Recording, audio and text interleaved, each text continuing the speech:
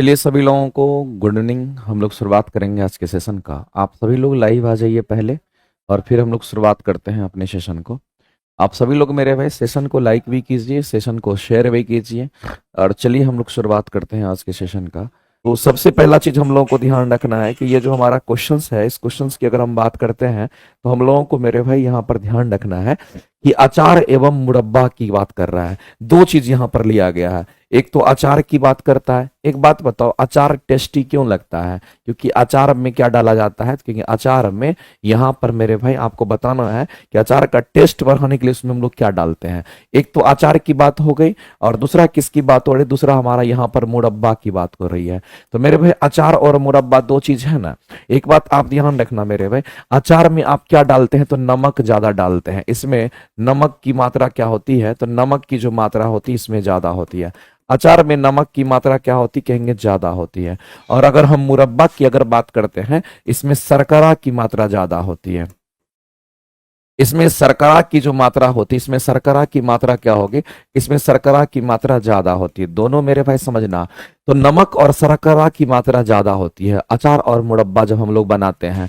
तो इसमें कह रहा है क्वेश्चंस में कि जीवाणु का संक्रमण होते ही जीवाणु मर जाता है। मेरे भाई इस बात को ध्यान रखना है, क्यों इसमें बैक्टीरिया मर जाता है। और बैक्टीरिया अगर मर जाता है तो बहुत दिन तक आप देखिएगा आपका मुरब्बा और आपका देखिएगा अचार जो है आपका अच्छा रहता है, उसमें कोई दिक्कत नहीं होता है।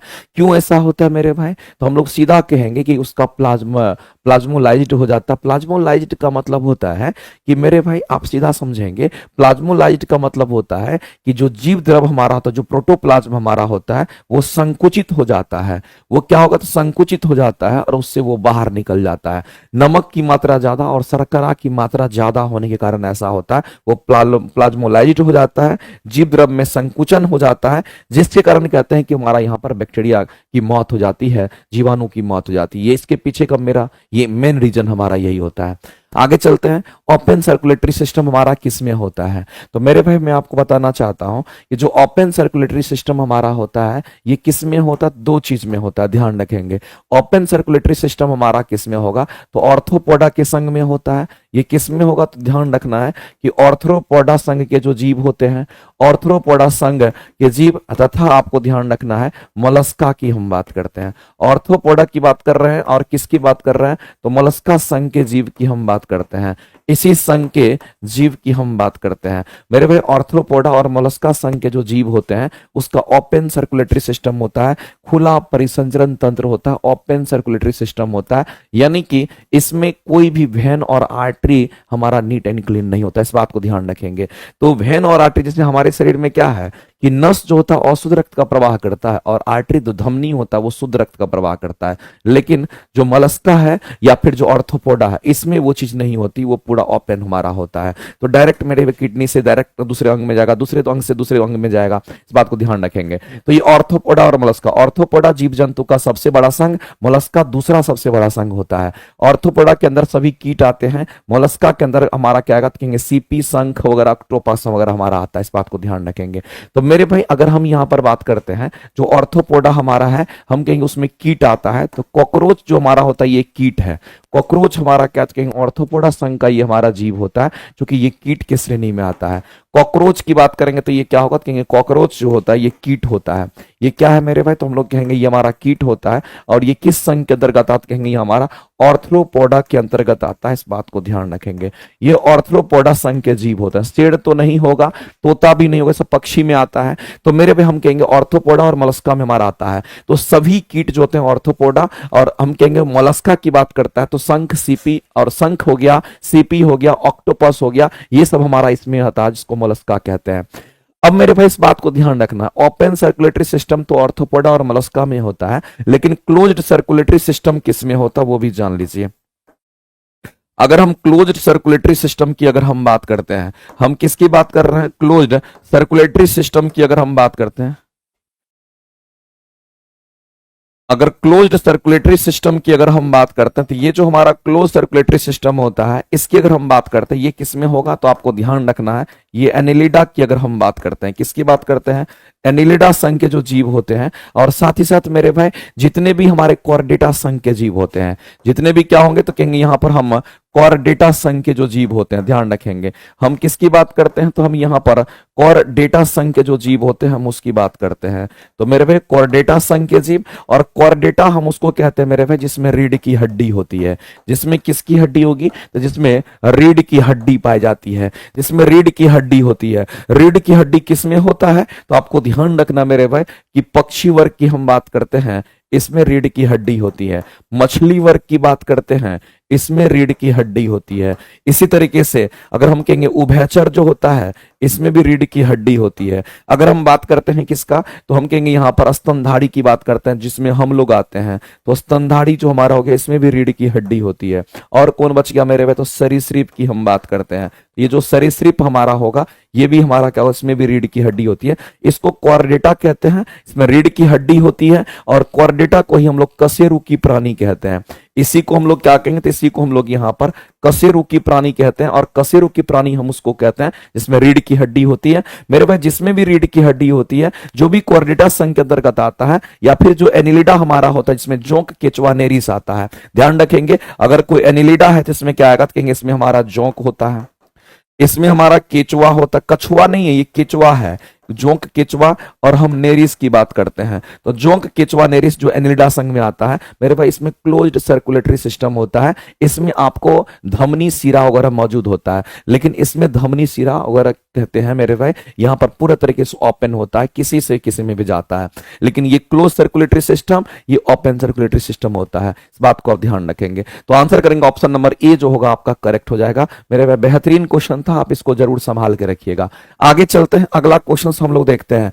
अगला क्वेश्चन हमारा क्या कहता है, इस क्वेश्चन के आंसर आप सभी लोग करेंगे कि विद्युत बल्ब में क्या उल्लेखित किया जाता है। मेरे भाई जब आप मार्केट से बल्ब खरीदते हैं, तो मैं आपको बताना चाहता हूं, आप मार्केट में जाते हो, आप बल्ब खरीदते हो। जब आप मार्केट में बल्ब खरीदते हो जा करके, तो उस बल्ब के ऊपर में रेटेड पावर होता है, आरएमएस वैल्यू होता दिया हुआ, तो वोल्टेज और पावर मेंशन होता है। इस पर क्या क्या मेंशन होता है, आप कहते हैं ना कि 100 वाट का है, यानी कि वो पावर है।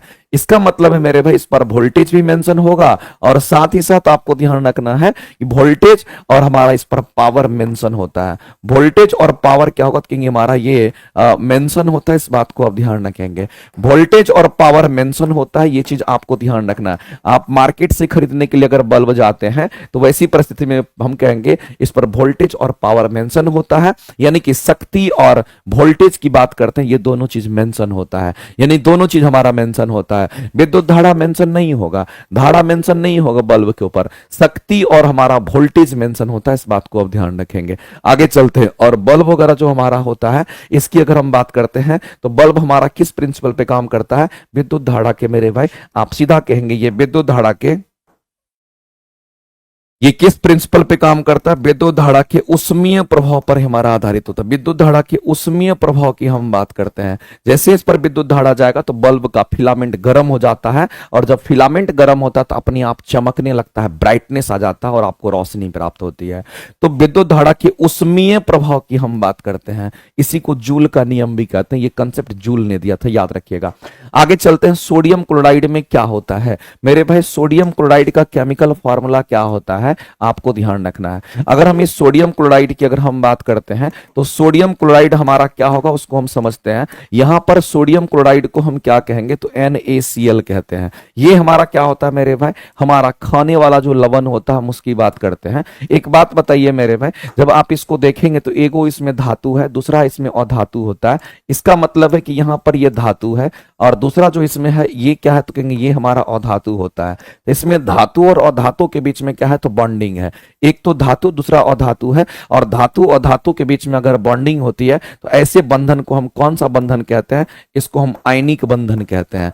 इसी को हम क्या कहते हैं मेरे भाई, तो आयनिक बंधन कहते हैं, यानी कि यही हमारा आयनिक हमारा बॉन्ड बनाता है। इस बात को ध्यान रखेंगे, यहां पर आयनिक बॉन्ड का निर्माण करता है। तो जब कभी भी मेरे भाई इस बात को आप ध्यान रखेंगे, धातु और एक धातु दूसरा अधातु होगा, तो आयनिक बंधन बनता है। जब दोनों हमारे अधातु होंगे तो कोवलेंट बॉन्ड, जिसको सह संयोजक बंधन के नाम से जानते हैं, और इसी आयनिक बॉन्ड का जो दूसरा नाम होता है, इसी को इलेक्ट्रो कोवलेंट बॉन्ड के नाम से भी जानते हैं। इसका दूसरा नाम भी आप जानने की कोशिश कीजिएगा, रखिएगा, क्योंकि एग्जाम में कई बार पूछता है कि आयनिक बॉन्ड का जो दूसरा नाम अदर नेम होता है वो हमारा इलेक्ट्रोकोवलेंट बॉन्ड के नाम से जाना जाता है। इसको हम लोग क्या कहते हैं, इसको इलेक्ट्रोकोवलेंट बॉन्ड के नाम से जानते हैं, इसको इलेक्ट्रोकोवलेंट बॉन्ड कहते हैं, इस बात को ध्यान रखना है मेरे भाई। ये ऐसा बंधन हमारा होता है, आयनिक बंधन हमारा एक ऐसा बंधन होता है जिस बंधन में हम कहेंगे, ये आयनिक बंधन हमारा ऐसा बंधन होता है कि अगर ये टूटेगा तो आयंस में टूटेगा, एक प्लस होगा दूसरा माइनस होगा, क्योंकि अधातु पर माइनस आता है और धातु पर प्लस आता है। धातु इलेक्ट्रॉन त्यागने की प्रवृत्ति रखता है और धातु में इलेक्ट्रॉन ग्रहण करता है, ग्रहण करेगा तो नेगेटिव और त्यागेगा तो प्लस हमारा होता है। तो प्लस और माइनस दो आयंस में टूट जाएगा, तब हम कहते हैं कि जो भी आयनिक बंधन वाले हमारे पदार्थ होते हैं, अगर वो पानी में घुल जाता है, आयंस में टूट जाता है, तो वह विद्युत धारा को प्रवाहित करता है, इसलिए उसी के नाम पर इलेक्ट्रोकोवलेंट बॉन्ड इसको बोल दिया जाता है। तो मेरे भाई ये कैसा बंधन होगा, इसको हम कहेंगे यहां पर इलेक्ट्रोकोवलेंट बॉन्ड होगा, जैसा कि आपको ऑप्शन नंबर ए में आपको दिख रहा होगा। आगे चलते हैं, अगला हम लोग देखते हैं निम्नलिखित में से कौन सा मिश्रण गहनों की धुलाई के लिए हमारा सफाई के लिए इस्तेमाल होता है। मेरे भाई एक बात आपको ध्यान रखना पड़ेगा, कह रहा है कि कौन सा मिश्रण गहने की धुलाई और सफाई के लिए हम इस्तेमाल करते हैं। गहना मतलब सोना चांदी वगैरह जो हम लोग यूज करते हैं, इसके लिए मेरे भाई नाइट्रिक एसिड का इस्तेमाल किया जाता है। किसका यूज करते हैं, तो नाइट्रिक एसिड जो हमारा होता है, HNO3 की बात करते हैं, इसी को हम लोग क्या बोलते हैं, तो ये हमारा नाइट्रिक एसिड होता है। और ये नाइट्रिक एसिड क्या करता है, इसको यहां पर साफ करने के काम में आता है। तो मेरे भाई इस क्वेश्चन के आंसर क्या करेंगे, ईथर होगा नहीं होगा, क्या एक्वारेजिया होगा नहीं होगा, हाइड्रोक्लोरिक एसिड होगा नहीं होगा। हम लोग आंसर क्या करेंगे मेरे भाई, उपयुक्त में से कोई नहीं करेंगे। लेकिन मैं आपको बता देना चाहता हूं मेरे भाई, एक टर्म आपको यहां पर देखने को मिला होगा, एक्वारेजिया की हम बात करते हैं। तो ये एक्वारेजिया हमारा क्या है, तो एक प्रकार का हमारा विलियन है, ये हमारा क्या कहेंगे यहां पर विलियन है, और ये एक प्रकार का हमारा सॉल्यूशन होता है।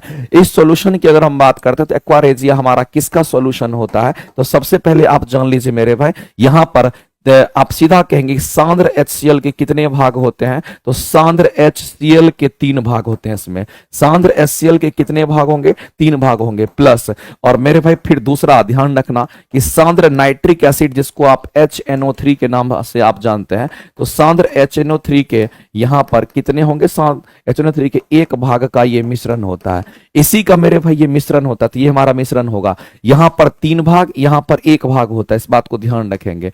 तो मेरे भाई 3 भाग किसका, तो HCl का, HCl 3 टर्म है ना, इसलिए 3 भाग सोचेंगे, 3:1 में हमारा होता है, ध्यान रखेंगे। तो मेरे भाई इसमें क्या होता है, सोना चांदी सब घुलनशील होता है, ध्यान रखना, सोना हो गया, चांदी की हम बात करते हैं, अगर हम प्लेटिनम की बात करते हैं तो सोना चांदी प्लेटिनम हमारा क्या होता है, ये घुलनशील होता है, ये पूरी तरीके से उसमें घुल जाएगा, ये घुलनशील होता है, इस बात को आप ध्यान रखेंगे। तो ये कंप्लीट रूप से हम लोग देख रहे हैं कि ये घुलनशील होता है, लेकिन आपको ध्यान रखना है यहां पर साफ सफाई की बात कही गई है मेरे भाई, घोलने की बात नहीं कही है, साफ सफाई की बात कही गई है। तो साफ सफाई के लिए हम किसका इस्तेमाल करते हैं, तो सिंपल हम लोग यहां पर HNO3 का इस्तेमाल करते हैं, जो कि हमारा क्या है, तो कहेंगे कि मिश्रण है, हाइड्रोजन नाइट्रोजन और ऑक्सीजन का यहां पर मिला हुआ पार्ट्स होता है, इस तरीके से हम कहेंगे ये कंपाउंड है, एक यौगिक है। यौगिक कहते तो ज्यादा बेहतर रहता मेरे भाई। हम यहां पर किसका इस्तेमाल करते हैं, तो HNO3 का इस्तेमाल करेंगे, इसलिए ईथर का इस्तेमाल नहीं करेंगे, हाइड्रोक्लोरिक का इस्तेमाल नहीं करेंगे, एक्वारेजिया का नहीं करेंगे मेरे भाई। हाइड्रोक्लोरिक एसिड का हम इसलिए इस्तेमाल नहीं करते हैं क्योंकि ये हमारा ज्यादा मोर एसिडिक होता है और ये क्या करेगा, तो घुला देता है, इसका ज्यादा हमारा होता है। आप देखिए एक्वारेजिया में भी इसका परसेंटेज हमारा ज्यादा होता है, ये घोलने के काम में ये जल्दी क्या करता है, सोना चांदी को घुलनशील बना देता है। तो अगर साफ करने की जब बात आती है, सफाई की जब बात आती है, तो हम इसी को प्रीफर करते हैं, ध्यान रखिएगा। अगर ऑप्शन में HNO3 है, ऑप्शन में HCl है, तो मेरे भाई आप HNO3 को टिक आउट करेंगे। मूल रूप से हमारा HNO3 ही शामिल होता है, इस बात को आप ध्यान रखेंगे, बहुत काम का चीज है। और बीपीएससी यहां से क्वेश्चन पूछ चुकी है, इसलिए आप अलर्ट रहिए। बीपीएससी यहां से क्वेश्चन पूछ चुकी है कि सोना चांदी सब हमारा किस में घुलनशील होता है, तो एक्वारेजिया में होता है। और एक्वारेजिया का जो हमारा होता है, ये 3:1 होगा। 3 भाग क्या होगा, तो मेरे भाई तो हम कहेंगे यहां पर सांद्र HCl की हम बात करेंगे, 1 भाग हमारा क्या होगा, तो यहां पर हम कहेंगे सांद्र HNO3 की हम बात करते हैं। ये चीज आपको ध्यान में रखना है, 3:1 में हमारा होता है। आगे चलते हैं, अगला मेरे भाई देख लीजिए, आपके सामने में क्वेश्चन से कितना आसान क्वेश्चन है। हाइड्रोजन का आइसोटॉप्स कह रहा है कि इसमें से कौन सा नहीं है। कौन मेरे भाई हाइड्रोजन का आइसोटॉप्स नहीं है, वो आपको पूछा गया है, क्या है। तो मेरे भाई हाइड्रोजन के जो आइसोटॉप्स हैं वो कौन नहीं होंगे, आपको आंसर्स करना है मेरे भाई। बहुत सारे बच्चे का आंसर्स आ रहा है और आप आंसर क्या कर रहे हैं, क्लोरीन 30 कर रहे हैं। ये तो हमारे हाइड्रोजन का आइसोटॉप्स नहीं है। हम सभी लोग जानते हैं, अगर हम हाइड्रोजन की अगर बात करते हैं तो आपको ध्यान रखना है, हाइड्रोजन के तीन ही आइसोटॉप्स होते हैं। कितने आइसोटॉप्स होंगे? तो हाइड्रोजन के मेरे भाई तीन आइसोटॉप्स होते हैं, ये बात आपको ध्यान रखना है। अगर हाइड्रोजन के तीन आइसोटॉप्स हैं तो वो कौन कौन से होते हैं वो जानना मेरे भाई एकदम जरूरी है, आप ध्यान रखिएगा। हाइड्रोजन के कितने आइसोटॉप्स हैं? तो तीन है। कौन कौन से होगा? तो हम लोग यहां पर बात करेंगे, एक तो हमारा क्या होगा, प्रोटियम की हम बात करते हैं। सबसे पहला हमारा क्या होता है, हम यहां पर प्रोटियम की हम बात करते हैं। सबसे पहला का नाम क्या है? तो कहेंगे प्रोटियम। दूसरा की अगर बात करते हैं तो हमारा क्या होगा? तो कहेंगे यहां पर ड्यूटेरियम की हम बात करते हैं। और तीसरे की अगर हम बात करते हैं, तीसरा हमारा क्या होगा? तो कहेंगे इसको हम लोग, तीसरे को हम कहते हैं ये हमारा ट्राइटियम होता है, आपको ध्यान रखना है मेरे भाई। अगर प्रोटियम की बात करते हैं, इसको कैसे देखते हैं? तो ये हाइड्रोजन है, परमाणु संख्या एक, द्रव्यमान संख्या भी एक हमारा होगा, ये इसका लिए होगा प्रोटियम के लिए। ड्यूटेरियम में क्या होगा? हाइड्रोजन हमारा है, परमाणु संख्या सबका सेम रहेगा, लेकिन ड्यूटेरियम में द्रव्यमान संख्या 2 हो जाता है, ध्यान रखेंगे। और ट्राइटियम की बात करते हैं, हाइड्रोजन एक है, परमाणु संख्या सेम रहेगा और हमारा द्रव्यमान संख्या 3 हो जाएगा। मेरे भाई हम लोग जानते हैं जिसकी परमाणु संख्या सेम होते हैं, द्रव्यमान संख्या अलग अलग हो जाता है, उसको समस्थानिक कहते हैं। हाइड्रोजन के ये तीनों के तीनों समस्थानिक है, इस बात को ध्यान रखेंगे। प्रोटियम है, ड्यूटेरियम है, क्लोरीन नहीं होगा मेरे भाई कहीं भी, तो हम कहेंगे जो नहीं है वही आंसर करेंगे। बाद बाकी प्रोटीन और ड्यूटेरियम, प्रोटियम और ड्यूटेरियम दोनों के दोनों हमारे समस्थानिक के अंतर्गत आता है। आगे चलते हैं, यहां पर मेरे भाई ये आपको ज्योग्राफी का क्वेश्चन है, ये ज्योग्राफी का क्वेश्चन हमारे में डाल दिया गया है, इसको हम रहने देते हैं, ये ज्योग्राफी का क्वेश्चन आपका है। आगे चलते हैं, अगला क्वेश्चन हम लोग देखते हैं। अगला क्वेश्चन हमारा क्या कहता है उसको हम लोग समझते हैं मेरे भाई। अगर अगले क्वेश्चंस की बात करते हैं, विटामिन सी से रिलेटेड आपको क्वेश्चंस करना है।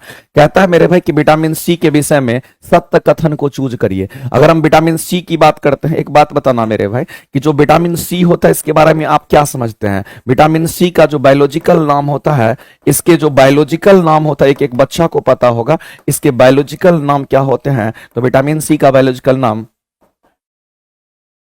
एस्कॉर्बिक एसिड होता है, इसको क्या बोलते हैं? एस्कॉर्बिक एसिड के नाम से हम लोग जानते हैं। और विटामिन सी मेरे वे खट्टे फल में होते हैं, ध्यान रखेंगे। ये किस में होगा? तो कहेंगे ये हमारा खट्टे फल में मौजूद होता है। ये किस में होगा? तो कहेंगे खट्टे फल में मौजूद होता है, ये आपको ध्यान रखना है। दूसरी बात मेरे भाई, विटामिन सी दूध में नहीं पाया जाता है, ये किस में? तो ये दूध में नहीं पाया जाता है, इस बात को ध्यान रखेंगे, ये दूध में नहीं पाया जाता, कई बार ये पूछा गया है। तीसरी बात आपको ध्यान रखना है, जो विटामिन सी होता है इसकी अगर हम यूज की बात करते हैं मेरे, हमारे इम्यून सिस्टम को यह बढ़ाता है, ध्यान रखेंगे, हमारे शरीर के अंदर इम्यून सिस्टम को यह बढ़ाता है।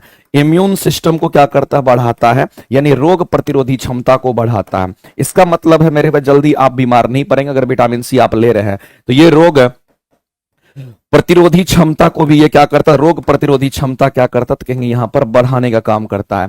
साथ ही साथ मेरे भाई ध्यान रखना है, गर्म करने पर विटामिन सी, जिस भी पदार्थ में विटामिन सी होगा तो मेरे भाई जैसे ही आप गर्म करेंगे, जैसे ही आप उसको गर्म करेंगे तो गर्म करने पर वो खत्म हो जाता है।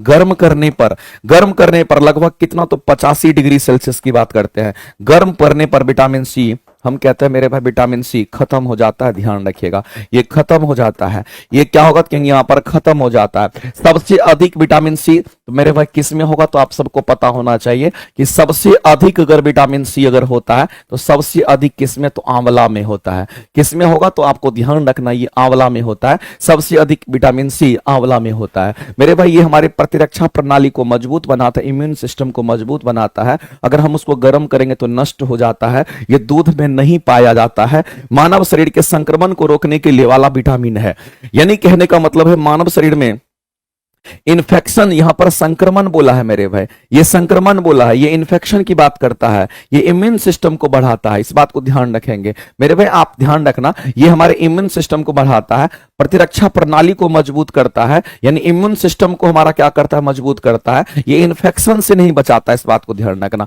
ये हमारे इन्फेक्शन से नहीं बचाता है। तो कहेंगे 1, 2 और 3 हमारा क्या होगा? करेक्ट आंसर हो जाएगा। विटामिन सी के बारे में मेरे भाई आपको इतने सारे पॉइंट्स ध्यान में रखने हैं, क्योंकि कई बार ये क्वेश्चंस आपके एग्जाम में आता है और आपको इसी परिस्थिति में आंसर्स करना है। आगे बढ़ते हैं, अगला क्वेश्चंस बता दीजिए। हम चाहेंगे मेरे भाई इस क्वेश्चन के आंसर्स आप लोग करके बता दीजिए कि इस क्वेश्चन के आंसर्स क्या होंगे। एक बार मेरे भाई इस क्वेश्चन की बात करते हैं, आंवला की हम बात कर रहे थे। हाँ, इस क्वेश्चन के आंसर्स करिए। क्या कहता है? किसी मनुष्य द्वारा कहता है, हम मनुष्य की बात करते हैं। बेहतरीन क्वेश्चन में से एक है। कहता है मेरे भाई, ये क्वेश्चन हमारा क्या कहता है समझते हैं। कहता है कि किसी मनुष्य द्वारा पृथ्वी पर लगाया गया दाब महत्तम कब होगा। मेरे भाई आपको मैक्सिमम किसको करना है? तो दाब को मैक्सिमम करना है, यानी कि दाब हमारा मैक्सिमम कब होगा ये जानना है। तो मेरे भाई एक बात बताइए, हम लोग दाब का एक फॉर्मूला जानते हैं कि दाब बराबर हमारा क्या होता है, क्योंकि दाब बराबर हमारा बल अपॉन में क्षेत्रफल होता है। एक एक बच्चा को यह पता होगा कि दाब बराबर बल अपॉन में क्षेत्रफल होता है। मेरे भाई एक बात बताइए कि अगर हम मान लेते हैं कि हम लोग क्या करते हैं, पृथ्वी पर दाब लगाते हैं, हमारा वजन जो होता है, हमारा जो वेट है वो भी एक प्रकार का बल है। इसलिए जो बल है, हमारा वजन जो है वो भी एक प्रकार का बल है। तो वेट अपॉन में हमारा क्षेत्रफल होगा। एक बात बताइए मेरे भाई, इसमें क्या एक पैर पे खड़ा हो जाइए, लेट जाइए, बैठ जाइए, किसमें दाब हमारा सबसे मैक्सिमम होगा? तो मेरे भाई एक बात बताओ, आप बैठिए, आप लेटिए, कि सुतिए, कि उठिए, कि खड़ा रहिए, एक टांग पर कि दोनों टांग पर, फर्क नहीं पड़ता है। आपका वजन जो है वो कांस्टेंट रहेगा। आपका वजन जितना है उतना ही रहेगा। इसका मतलब इसमें कोई इंपैक्ट नहीं पड़ेगा। तो होगा क्या मेरे भाई? तो हम कहेंगे जो दाब होगा ना वो वित्तकर्मानुपाती हमारा किसका होगा? तो कहेंगे यहां पर क्षेत्रफल का हो जाएगा। जितना दूर में आप दाब लगा रहे हैं, तो आपको दाब को मैक्सिमम करना है, तो जाहिर सी बात है कम क्षेत्रफल वाला चीज होगा। अगर आप एक पैर पे खड़े होते हैं तो इतना ही दूर का एरिया पर आप खड़े रहेंगे, क्षेत्रफल कम हो गया। लेट जाइएगा तो पूरा यहां से वहां क्षेत्रफल हो जाएगा। अगर आप बैठ जाइएगा तो फिर भी क्षेत्रफल ज्यादा होगा। तो मेरे भाई इनमें से क्षेत्रफल किसमें आप कम लेंगे पृथ्वी पर? जब तक एक पैर पर जब हम खड़ा रहेंगे तब हमारा क्षेत्रफल कम होगा। यानी एक पैर पर आप खड़ा रहिएगा तो वहां का एरिया जो होगा हमारा कम होगा। यानी आप सीधा कह सकते हैं यहां पर क्षेत्रफल हमारा क्या होगा? कि यहां पर कम होगा। जब क्षेत्रफल हमारा कम होगा तो ये दोनों उल्टा है। तो मेरे भाई दाब जो होगा हमारा क्या होगा? कि यहां पर अधिक हो जाएगा। तो आपको दाब को महत्तम करना था, क्षेत्रफल घटाने की बात करते हैं। तो ऐसी परिस्थिति में इस क्वेश्चन के आंसर करेंगे ऑप्शन नंबर ए आपका राइट हो जाएगा। आगे चलते हैं मेरे भाई, अगला क्वेश्चंस भी आपके लिए, ये बीपीएससी यहां से क्वेश्चंस बहुत बार पूछती है, इसलिए एक एक क्वेश्चंस आपको आना चाहिए। अगर नाभिकीय रिएक्टर की हम बात करते हैं, अगर हम न्यूक्लियर रिएक्टर की बात करते हैं और परमाणु बम में क्या अंतर है ये आपको बताना है। एक बात मेरे भाई आप जान लीजिए, आपके सामने में सबसे पहले हम यहां पर न्यूक्लियर रिएक्टर की हम बात करते हैं। अगर हम न्यूक्लियर रिएक्टर की बात करते हैं, जिसको हम क्या बोलते हैं? नाभिकीय रिएक्टर कहते हैं। याद रखना मेरे भाई, ये जिस सिद्धांत पे काम करता है वो सिद्धांत हमारा कौन सा है? ये जिस सिद्धांत पे हमारा काम करता है इसको हम लोग क्या कहते हैं? तो न्यूक्लियर रिएक्टर हमारा किस पर काम करता है? नाभिकीय विखंडन के सिद्धांत पे काम करता है। ध्यान रखना, ये किस पर काम करेगा? तो कहेंगे ये हमारा नाभिकीय विखंडन के प्रिंसिपल पे काम करता है, यानी कि न्यूक्लियर फ्यूजन रिएक्शंस पर हमारा आधारित होता है। और अगर हम एटम बम की अगर हम बात करते हैं, जो कि परमाणु बम इसी को कहा जाता है, अगर हम एटम बम की बात करते हैं, इसको परमाणु बम हम कह रहे हैं। मेरे भाई ये किस प्रिंसिपल पे काम करता है? ये किस सिद्धांत पे काम करता है? तो आपको ध्यान रखना, ये भी हमारा नाभिकीय विखंडन के प्रिंसिपल पे काम करता है। क्वेश्चंस मेरे भाई बीपीएससी पूछ सकती है। अगर हम यहां पर हाइड्रोजन बम की बात करते हैं, यहां पर अगर हम हाइड्रोजन बम की अगर हम बात करते हैं, तो ये जो हमारा हाइड्रोजन बम होता है मेरे भाई, इस हाइड्रोजन बम की अगर बात करते हैं ये किस प्रिंसिपल पे काम करेगा? तो आपको ध्यान रखना है, इसको हम नाभिकीय संलयन अभिक्रिया कहते हैं। ये नाभिकीय विखंडन नहीं होगा, ये हमारा नाभिकीय क्या होगा? तो यहां पर संलयन अभिक्रिया होगा। इस बात को ध्यान रखेंगे। न्यूक्लियर फ्यूजन रिएक्शन हमारा होता है। याद रखने के लिए मेरे भाई, फ्यूजन में आप देखिएगा, यहां पर हम फ्यूजन में यू लिखते हैं। फ्यूजन में आप यू देखिएगा तो हमारा फ्यू में यू हमारा ऐसा है, तो हाइड्रोजन में एच भी हमारा कुछ ऐसा लिख रहा है। इसका मतलब याद करने का एक सिंपल तरीका है कि फ्यूजन में आप क्या देख रहे हैं? तो फ्यूजन में आप यू जैसा देख रहे हैं, और यहां पर आप फ्यूजन में देखिए यू जैसा, और यहां पर हाइड्रोजन में आप यू जैसा बनता है। तो एक अगर याद हो गया तो दूसरा ऑटोमेटिक होगा। इसमें संलयन तो इसमें विखंडन कह देंगे। लेकिन न्यूक्लियर रिएक्टर और एटम बम दोनों हमारा इसी प्रिंसिपल पे काम करता है। अंतर क्या है मेरे भाई, उस बात को समझते हैं। अंतर बस इसमें इतना ही है कि जो हमारा न्यूक्लियर रिएक्टर होता है इसमें हमारा कंट्रोल्ड चेंज रिएक्शन होता है। इसमें कैसा होगा मेरे भाई? क्योंकि इसके अंदर कंट्रोल्ड चेन रिएक्शन हमारा होता है।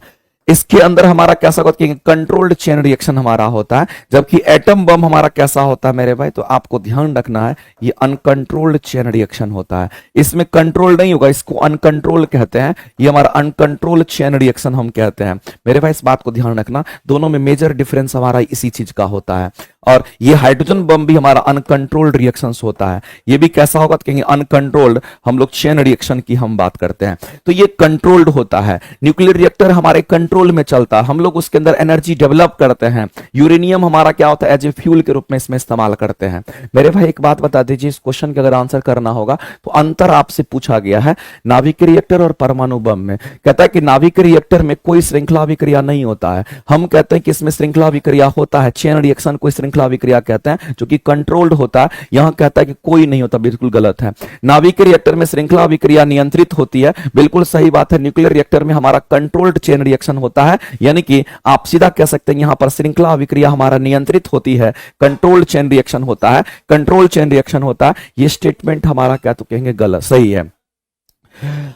आगे कहता है कि नाभिक रिएक्टर में श्रृंखला अभिक्रिया हमारा नियंत्रित नहीं होती है, जबकि परमाणु बम में होती है। परमाणु बम में मेरे भाई नहीं होता, तो ये हमारा यहां पर गलत दे रखा है। तो हम यहां से क्या सकते हैं, एक स्टेटमेंट हमारा ये कह सकता है ये कंट्रोल्ड है, ये अनकंट्रोल्ड है। इसमें नियंत्रित होगा, इसमें अनियंत्रित होता है। इसका मतलब दोनों में अगर अंतर स्पष्ट करेगा मेरे भाई, तो हम कहेंगे यही कर सकता है, क्योंकि जो न्यूक्लियर रिएक्टर होगा उसमें हम कहेंगे कंट्रोल्ड चेन रिएक्शन होगा। जो हमारा एटम बम होगा या हाइड्रोजन बम होगा, इसमें अनकंट्रोल्ड चेन रिएक्शन होता है। ये दोनों बात को आप किसी भी सूरत में ध्यान रखिएगा। आपके बीपीएससी का सबसे बेहतरीन क्वेश्चन में से एक होगा, आपके एग्जाम में आने की संभावना बहुत अधिक होगी मेरे भाई, इस बात को आप ध्यान रखेंगे।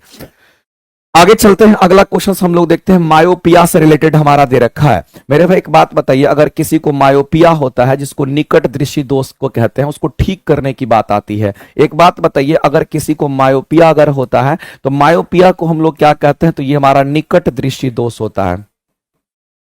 अगर किसी को निकट दृष्टि दोष होता है ना, तो ऐसे में क्या होगा मेरे भाई, उल्टा समझना है। निकट दृष्टि दोष में नजदीक की चीजें क्या होती है, तो नजदीक की चीजें दिखती हैं, दूर का नहीं दिखता, उल्टा समझना है। तो आप जो लोग मेरे से पढ़ रहे होंगे दनादन आंसर कर रहे हैं। निकट दृष्टि दोष में क्या होगा मेरे भाई, तो आपको ध्यान रखना है कि निकट दृष्टि दोष में नजदीक का चीज दिखता है, इसमें नजदीक दिखता है, लेकिन क्या नहीं दिखेगा मेरे भाई, तो दूर नहीं दिखता है। नहीं दिखेगा तो आपको उपचार कराना पड़ेगा, और जब आप उपचार कराने जाएंगे तो आप अपनी आंख में चश्मा लगाते हैं, और चश्मा में लेंस लगता है, दर्पण नहीं लगता है। हमारी आंख में चश्मा में लेंस लगता है, चूंकि प्रकाश आर पार होता है, लेंस लगता है। दर्पण की तो हम बात ही नहीं करेंगे, ये तो होगा ही नहीं। अब मेरे भाई अगर किसी को निकट दृष्टि दोष है, नजदीक दिख रहा है, दूर नहीं दिख रहा है, तो प्रकाश को दूर फैलाने के लिए हम अवतल लेंस लगाते हैं, प्रकाश को नजदीक लाने के लिए उत्तल लेंस लगाते हैं। तो दूर अगर ले जाना है प्रकाश को, तब ना दूर दिखेगा, तो प्रकाश को दूर भजाने के लिए हम अवतल लेंस का इस्तेमाल करते हैं। इसीलिए इसका उपचार अगर हम करेंगे तो किस लेंस को लगा करके करेंगे, तो यहां पर अवतल लेंस लगाते हैं। और इस क्वेश्चन के आंसर हम करेंगे ऑप्शन नंबर सी, हमारा करेक्ट हो जाएगा इस तरीके से। तो मेरे भाई अवतल लेंस हमारा कैसा होता है, तो कहेंगे कुछ ऐसा होता है। ये हमारा अवतल लेंस होता है, ये हमारा अवतल लेंस होता है, ऑप्टिकल सेंटर। इस पर कोई भी प्रकाश पड़ती है ना, प्रकाश को ये फैलाता है। कोई भी प्रकाश इस पर पड़ती है, प्रकाश को फैलाता है। जब प्रकाश फैलेगा तो दूर तक प्रकाश जाता है। तो दूर की वस्तु को देखने के लिए हम अपने चश्मा में इस लेंस को फिट कर लेते हैं, और हमको क्या होता है, तो दूर की वस्तु भी दिखने लगती है। इसके पीछे का मेन काउच यही होता है। आगे चलते हैं मेरे भाई, ये हमारा टीजीटी साइंस का एक बैच है 9 10th के लिए। इंजेक्शन बैच वैसे मेरे भाई 6 to 8 के लिए भी है। 1 to 5 में भी अगर आपको साइंस बहुत वीक होगा तो आप फिजिक्स केमिस्ट्री बायो आप यहां से कर सकते हैं, आपका वो भी कवर हो जाएगा। तो मेरे भाई जो इंजेक्शन बैच हमारा है, ये इंजेक्शन बैच आप लोगों के लिए थ्योरी का सबसे बेहतरीन क्लासेस, टॉप मोस्ट लेवल का जो क्लासेस होगा ना, वो क्लासेस हम आपको प्रोवाइड कर रहे हैं। टीजीटी 9 सेंस के लिए भी है, 6 to 8 के लिए भी अवेलेबल है। जिनका थ्योरी वीक है, एकदम कंप्लीट आप इंजेक्शन बैच से जुड़िए, आपको बहुत ही ज्यादा बेनिफिट मिलेगा। प्लेटफॉर्म बाय नवीन कुमार सिंह एप्लीकेशंस पर ये सारे बैचेस अवेलेबल है, ध्यान रखिएगा। और मेरे भाई मेरा काम वही है कि आपको किसी भी तरीके से आपका सिलेक्शन करा देना, क्योंकि पता है हमको कि सही चीज पढ़ाएंगे तो सिलेक्शन होगा, अगर सही चीज नहीं पढ़ाएंगे तो सिलेक्शन कैसे होगा। आप देख ही रहे हैं टीआरई 3 में भर भर के रिजल्ट हुआ है, बेहतरीन तरीके से मैंने मेहनत करके पढ़ाया था। इसीलिए मेरे भाई अभी भी हम कहते हैं जिसकी वीक है वो कर लीजिए, मौका है, और बेहतरीन तरीके से अपने आप को तैयार कीजिए। और ये मत सोचना है कि हमको 1-2 नंबर लाना है, हमको पूरा का पूरा नंबर लाना है, जिससे ये ना लगे कि होगा कि नहीं होगा, एकदम होगा ऐसा बात होना चाहिए। अब मेरे भाई मनुष्य में वृक्क तंत्र की बात करते हैं, इसको रीनल सिस्टम कहते हैं। याद कीजिएगा रीनल सिस्टम के बारे में मैंने बताया था, रीनल आर्टरी और रीनल सिस्टम की जब बात आती है ना, तो हम किडनी के पास पहुंचते हैं, क्योंकि किडनी में ही रीनल सिस्टम हमारा होता है, इस बात को ध्यान रखना।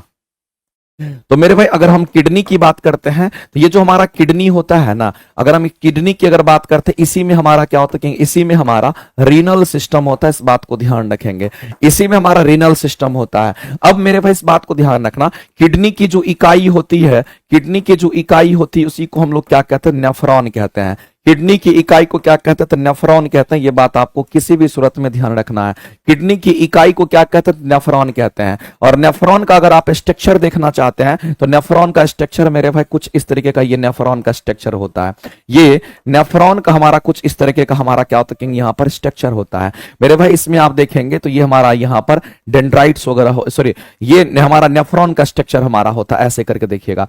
इसमें आपको दो तीन चीज समझना है। ये जो यू शेप का हमारा, तो एग्जाम में पूछता है कि यू शेप, ये यू है, भी नहीं है, ये यू शेप का जो हमारा होता है इसको बोमेन्स कैप्सूल कहते हैं।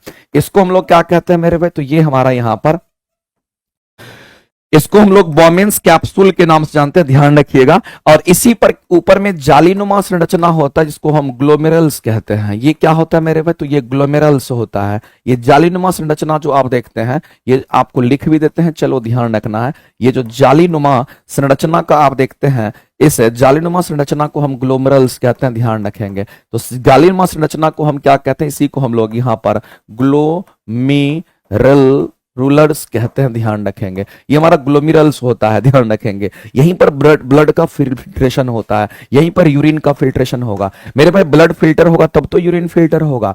हम कहेंगे ब्लड में पानी का भी मात्रा होता है और इसी से क्या होगा, हमारा ब्लड का फिल्ट्रेशन होता है। तो किडनी हमारा क्या करता है, मुख्य रूप से मेरे भाई आपको ध्यान रखना है कि ब्लड फिल्ट्रेशन का काम करता है। और जब मेरे भाई ब्लड फिल्ट्रेशन होता है तो हम लोग कहते हैं कि इसी से हमारे मूत्र का निर्माण होता है, इस बात को ध्यान रखना है। तो मनुष्य में जो वृक्क तंत्र हमारा होता है वो क्या क्या होगा इसमें, वो हमारा क्या होगा, तो कहेंगे किडनी हमारा क्या करता है, फिल्ट्रेशन का काम करता है। और जो किडनी होता है मेरे भाई, ये हमारा उत्सर्जी अंग कहलाता है।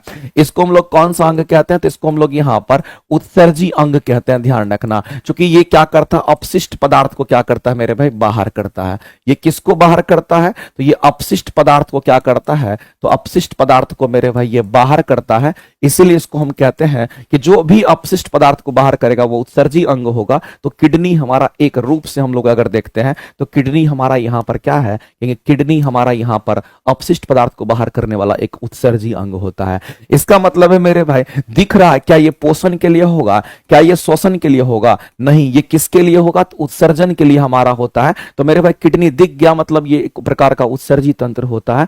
एक लाइन में इस क्वेश्चन के आंसर आप करेंगे। इसी में हमारा फिल्ट्रेशन भी होता है, इसी में मेरे भाई एब्जॉर्प्शन भी होता है। एब्जॉर्प्शन किसका होता है, क्योंकि ग्लूकोज का क्या करता है, ये ग्लूकोज को एब्जॉर्ब कर लेता है, यूरिया को फिल्टर कर देता है। नहीं, इन सभी चीजों के बारे में आप जानते ही होंगे। आगे चलते हैं, आगे आएगा तो और चीजें आपको क्लियर हो जाएगी। आगे बढ़ते हैं मेरे भाई। एक क्वेश्चन आपके एग्जाम में जो कि बहुत बार पूछता है मेरे भाई, वो आपको जानना है। यहां पर बोला कि कौन सा जैव रूपांतरण मानव शरीर को, जैव रूपांतरण मेरे भाई बोला गया मानव शरीर को अधिकतम ऊर्जा प्रदान करता है। तो जैव रूपांतरण मानव शरीर को अधिकतम ऊर्जा प्रदान करता है मेरे भाई। हमारे शरीर को सबसे अधिक एनर्जी अगर मिलता है तो हमारे फैट से मिलता है, इस बात को सभी लोग जानते होंगे। तो मेरे भाई इस बात को आप समझना गौर से कि अगर हम बात करते हैं यहां पर कि जैव रूपांतरण मानव शरीर का अधिकतम ऊर्जा अगर प्रदान करता है, तो जब ये किससे किस में बदलता है, तो मेरे भाई एडिनोसिन ट्राइफॉस्फेट से जब हमारा ये किस में बदलता है, एडेनोसिन डाइफॉस्फेट में बदलता है। इसमें तीन तीन फास्फोरस है, इसमें दो ही फास्फोरस होते हैं। और जब कभी भी मेरे भाई, जब कभी भी हमारा क्या होता है, एटीपी से जब एडीपी बनता है तो याद रखना इससे ऊर्जा मुक्त होती है। एटीपी से एडीपी की तरफ जाएगा, इससे क्या होगा कि यहां पर ऊर्जा मुक्त होती है। यह बात आपको ध्यान रखना है। यहां से ऊर्जा बाहर होती है और ये मैक्सिमम ऊर्जा या फिर हम कहते हैं heavy amount of energy release करता है। यहां से मेरे भाई आपको ध्यान रखना है, यहीं से हैवी अमाउंट ऑफ एनर्जी जो हमारा होता है, हैवी अमाउंट ऑफ एनर्जी हमारा क्या होगा, कहीं यहां पर हमारा ये रिलीज्ड होता है। ये बात आपको ध्यान रखना है। यानी कि ज्यादा मात्रा में ऊर्जा हमारा अगर निकलता है तो एटीपी से जब एडीपी बदलता है तब होता है। दूसरी बात आप ध्यान रखना मेरे भाई, जब एटीपी की हम बात करते हैं इसको बोलते हैं एडिनोसिन ट्राइफॉस्फेट, और इसको हम लोग कहते हैं ये ऊर्जा मुद्रा भी कहलाता है। इसको ऊर्जा मुद्रा भी कहते हैं। और इसी को इंग्लिश में अगर बोलेंगे तो इंग्लिश में इसी को एनर्जी करेंसी के नाम से हम जानते हैं। तो ये एनर्जी करेंसी भी हमारा होता है। दूसरी बात मेरे भाई, एनर्जी स्टोर्ड हमारा यहीं पर होता है, एटीपी में ही हमारा क्या एनर्जी स्टोर्ड होता है मेरे भाई। एटीपी से जब एटीपी में बदलता है तो ऊर्जा मुक्त होती है और वो भी बहुत अधिक मात्रा में होती है। तो आपको यहां पर क्वेश्चंस में फोकस करिए, कहता है कि अधिकतम ऊर्जा प्रदान करने की बात कर रहा है, यानी ऊर्जा मुक्त करने की बात कर रहा है। इसका मतलब इससे जब ये बनेगा तभी होगा। तो जाहिर सी बात है मेरे भाई, अधिकतम ऊर्जा हमारा एटीपी से जब एडीपी बदलता है तो हमें heavy amount of energy release करता है। इस बात को ध्यान रखना। क्वेश्चंस आपके सामने आता है, ये भी आपके एग्जाम का क्वेश्चंस है कि एटीपी हमारा एडिनोसिन ट्राइफॉस्फेट को हम ऊर्जा मुद्रा कहते हैं। एक लाइन में कहानी सिंपल है। आगे बढ़ते हैं और अगला क्वेश्चन हम लोग देखते हैं क्या कहता है। कह रहा है कि विद्युत मोटर कम वोल्टेज का प्रयोग करने से जल जाएगा। मेरे भाई आप देखते होंगे कि हमारे पंखा में भी मोटर लगा हुआ है और पंखा में जब हम देखते हैं वोल्टेज कम होता है तो लोग कहता है पंखा का स्विच ऑफ कर दो। क्यों ऑफ कर दो? क्योंकि पंखा का कॉइल जल जाएगा। ऐसा क्यों होता है मेरे भाई? तो मैं आपको बताना चाहता हूं। अगर हम अपने मोटर की बात करते हैं, इस मोटर की कहानी क्या उसको समझिएगा। तो जो हमारा मोटर होता है, इस मोटर का काम क्या है मेरे भाई? ये क्या करता है कहेंगे, ये विद्युत ऊर्जा को, ध्यान रखना, ये क्या करता है कहेंगे, जो भी इसमें हम विद्युत ऊर्जा हम देते हैं, जो भी हम करंट देते हैं, ये विद्युत ऊर्जा को किस में परिवर्तित करता है? तो सबसे पहला चीज है कि यांत्रिक ऊर्जा में परिवर्तित करता है। यही उसको रोटेट करने का काम करता है। और मोटर हमारा किस सिद्धांत पे काम करता है? तो मैं आपको बता देना चाहता हूं मेरे भाई, ये जिस सिद्धांत पे काम करता है वो हमारा सिद्धांत कौन सा होगा? तो कहेंगे ये हमारा विद्युत चुंबकीय प्रेरण के सिद्धांत पे काम करता है। ये किस पर काम करता है मेरे भाई? तो हम कहते हैं विद्युत चुंबकीय प्रभाव पर ये हमारा काम करता है। हम कहते हैं ये विद्युत चुंबकीय प्रभाव पर काम करता है। सबसे पहले बात है मेरे भाई, इस बात को समझना है। इस मोटर की बहुत सारी कहानियां हैं, लेकिन हम पहले क्वेश्चंस पर ही आ जाते हैं और क्वेश्चंस को पहले समझ लेते हैं। ये मोटर में क्या होगा मेरे भाई? एक रिलेशन से हम लोग जानते हैं कि मोटर की अगर बात करते हैं तो हमारा जो पावर होगा, इसके लिए पावर इक्वल टू वी आई होता है। जहां पर पावर को अगर आप कांस्टेंट मान लीजिएगा तो हमारे पास वोल्टेज और करंट मिलकर के कांस्टेंट हो जाएगा। और वोल्टेज और कांस्टेंट जब करंट कांस्टेंट होगा तो हम वोल्टेज और करंट में उल्टा रिलेशन देखते हैं। जब मेरे भाई आप देखिएगा, अगर कम वोल्टेज पर आप क्या कर रहे हैं, उसको चला रहे हैं, अगर वोल्टेज कम होगा तो उसमें करंट का फ्लो ज्यादा होगा। जब करंट का फ्लो ज्यादा होगा तो मेरे भाई उष्मा ज्यादा पैदा करेगा। यहां पर क्या होगा कहेंगे, उष्मा ज्यादा पैदा करेगा। जब उष्मा ज्यादा होगा तो मेरे भाई हम कहेंगे सीधा सीधा बात है कि कॉइल हमारा क्या होगा, तो यहां पर जल जाएगा, यानी उसके अंदर जो कॉइल होता है वो जल जाएगा। और इस तरह से हम कहते हैं कि पंखा हमारा जल जाता है। यानी इसके पीछे का रीजन क्या है? विद्युत मोटर को अगर कम वोल्टेज पर प्रयोग करते हैं तो जल जाता है, क्योंकि विद्युत धारा अत्यधिक प्रवाहित होने लगता है। वोल्टेज अगर कम कीजिएगा, अगर आप वोल्टेज को कम कीजिएगा मेरे भाई, वोल्टेज कम होगा तो करंट का मान बढ़ जाएगा, और इतना बढ़ जाएगा तो कहेंगे उसमें हीट पैदा करेगा और अत्यधिक हीट पैदा करेगा, और वैसी परिस्थिति में हमारा क्या होगा, तो कॉइल जल जाता है। तो मेरे भाई इस क्वेश्चन के आंसर जो होंगे हमारे यही होंगे। आगे बढ़ते हैं, अगला क्वेश्चन हम लोग देखते हैं। मेरे भाई मैं चाहूंगा कि इस क्वेश्चन के आंसर्स तुम लोग करके बता दो कि इस क्वेश्चन के आंसर्स क्या होने वाले हैं। कहता है ये जो क्वेश्चन हमारा है, कहता है यहां पर बारीकी से इसको हम पढ़ेंगे। कहता है कक्षा में सबसे पीछे बेंच पर बैठा कोई विद्यार्थी श्याम पट्ट पर लिखे अक्षर को पढ़ सकता है। सबसे पीछे अगर कक्षा में बैठा हुआ तो दूर बैठा हुआ फिर भी पढ़ रहा है, तो मेरे भाई दूर बैठा है फिर भी पढ़ रहा है।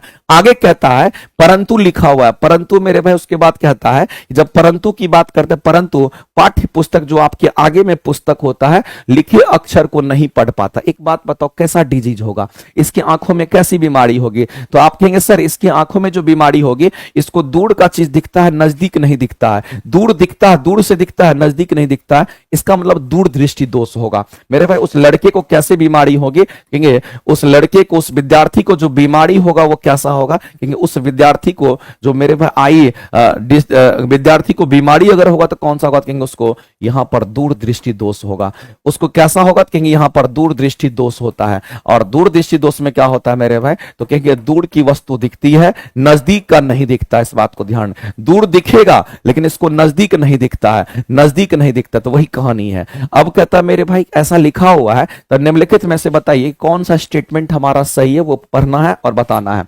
विद्यार्थी के नेत्र का जो निकट बिंदु है उससे दूर हो गया है। मेरे भाई नेत्र का निकट बिंदु कहता है कि दूर हो गया। हम लोग जानते हैं मेरे भाई, किसी भी इंसान की अगर बात करते हैं, मानव की हम बात करते हैं मेरे भाई, अगर बात कीजिए हम किसी भी मानव की बात करते हैं, आप कहते हैं कि नॉर्मल उसका जो डिस्टिंक्ट विजन हमारा डिस्टेंस होना चाहिए 25 सेंटीमीटर होना चाहिए। यानी कि अस्पष्ट दूरी को देखने के लिए, मानव में अस्पष्ट दूरी को देखने के लिए कितना ये डिफाइंड है, स्पष्ट दूरी को देखने के की बात अगर करते हैं, स्पष्ट दूरी को देखने के लिए आपको ध्यान रखना है, देखने के लिए मेरे भाई ये कितना दूरी, स्पष्ट दूरी देखने के लिए कितना सेंटीमीटर होना चाहिए फोकस दूरी, तो 25 सेंटीमीटर की फोकस दूरी होनी चाहिए। कितना होना चाहिए?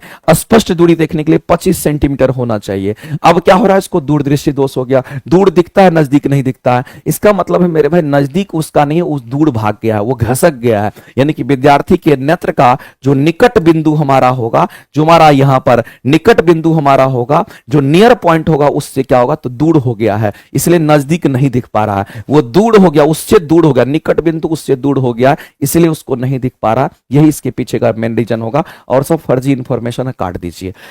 और ये कैसा बीमारी है, तो दूरदृष्टि दोष है। अगर किसी को दूरदृष्टि दोष है, दूर दिखता है नजदीक नहीं दिखता है, तो प्रकाश को नजदीक लाने के लिए उत्तल लेंस का इस्तेमाल करते हैं, तब प्रकाश नजदीक आ जाता है। आगे चलते हैं मेरे भाई, ये क्वेश्चंस तो आप समझ लीजिए, आपका मेरे भाई आपके एग्जाम में एकदम आने की संभावना है। ये क्वेश्चंस आपके एग्जाम में आने की संभावना है, बीपीएससी में ये क्वेश्चंस पूछता है। मेरे भाई आर्किमिडीज प्रिंसिपल के बारे में सबने पढ़ा होगा, सबने जाना होगा।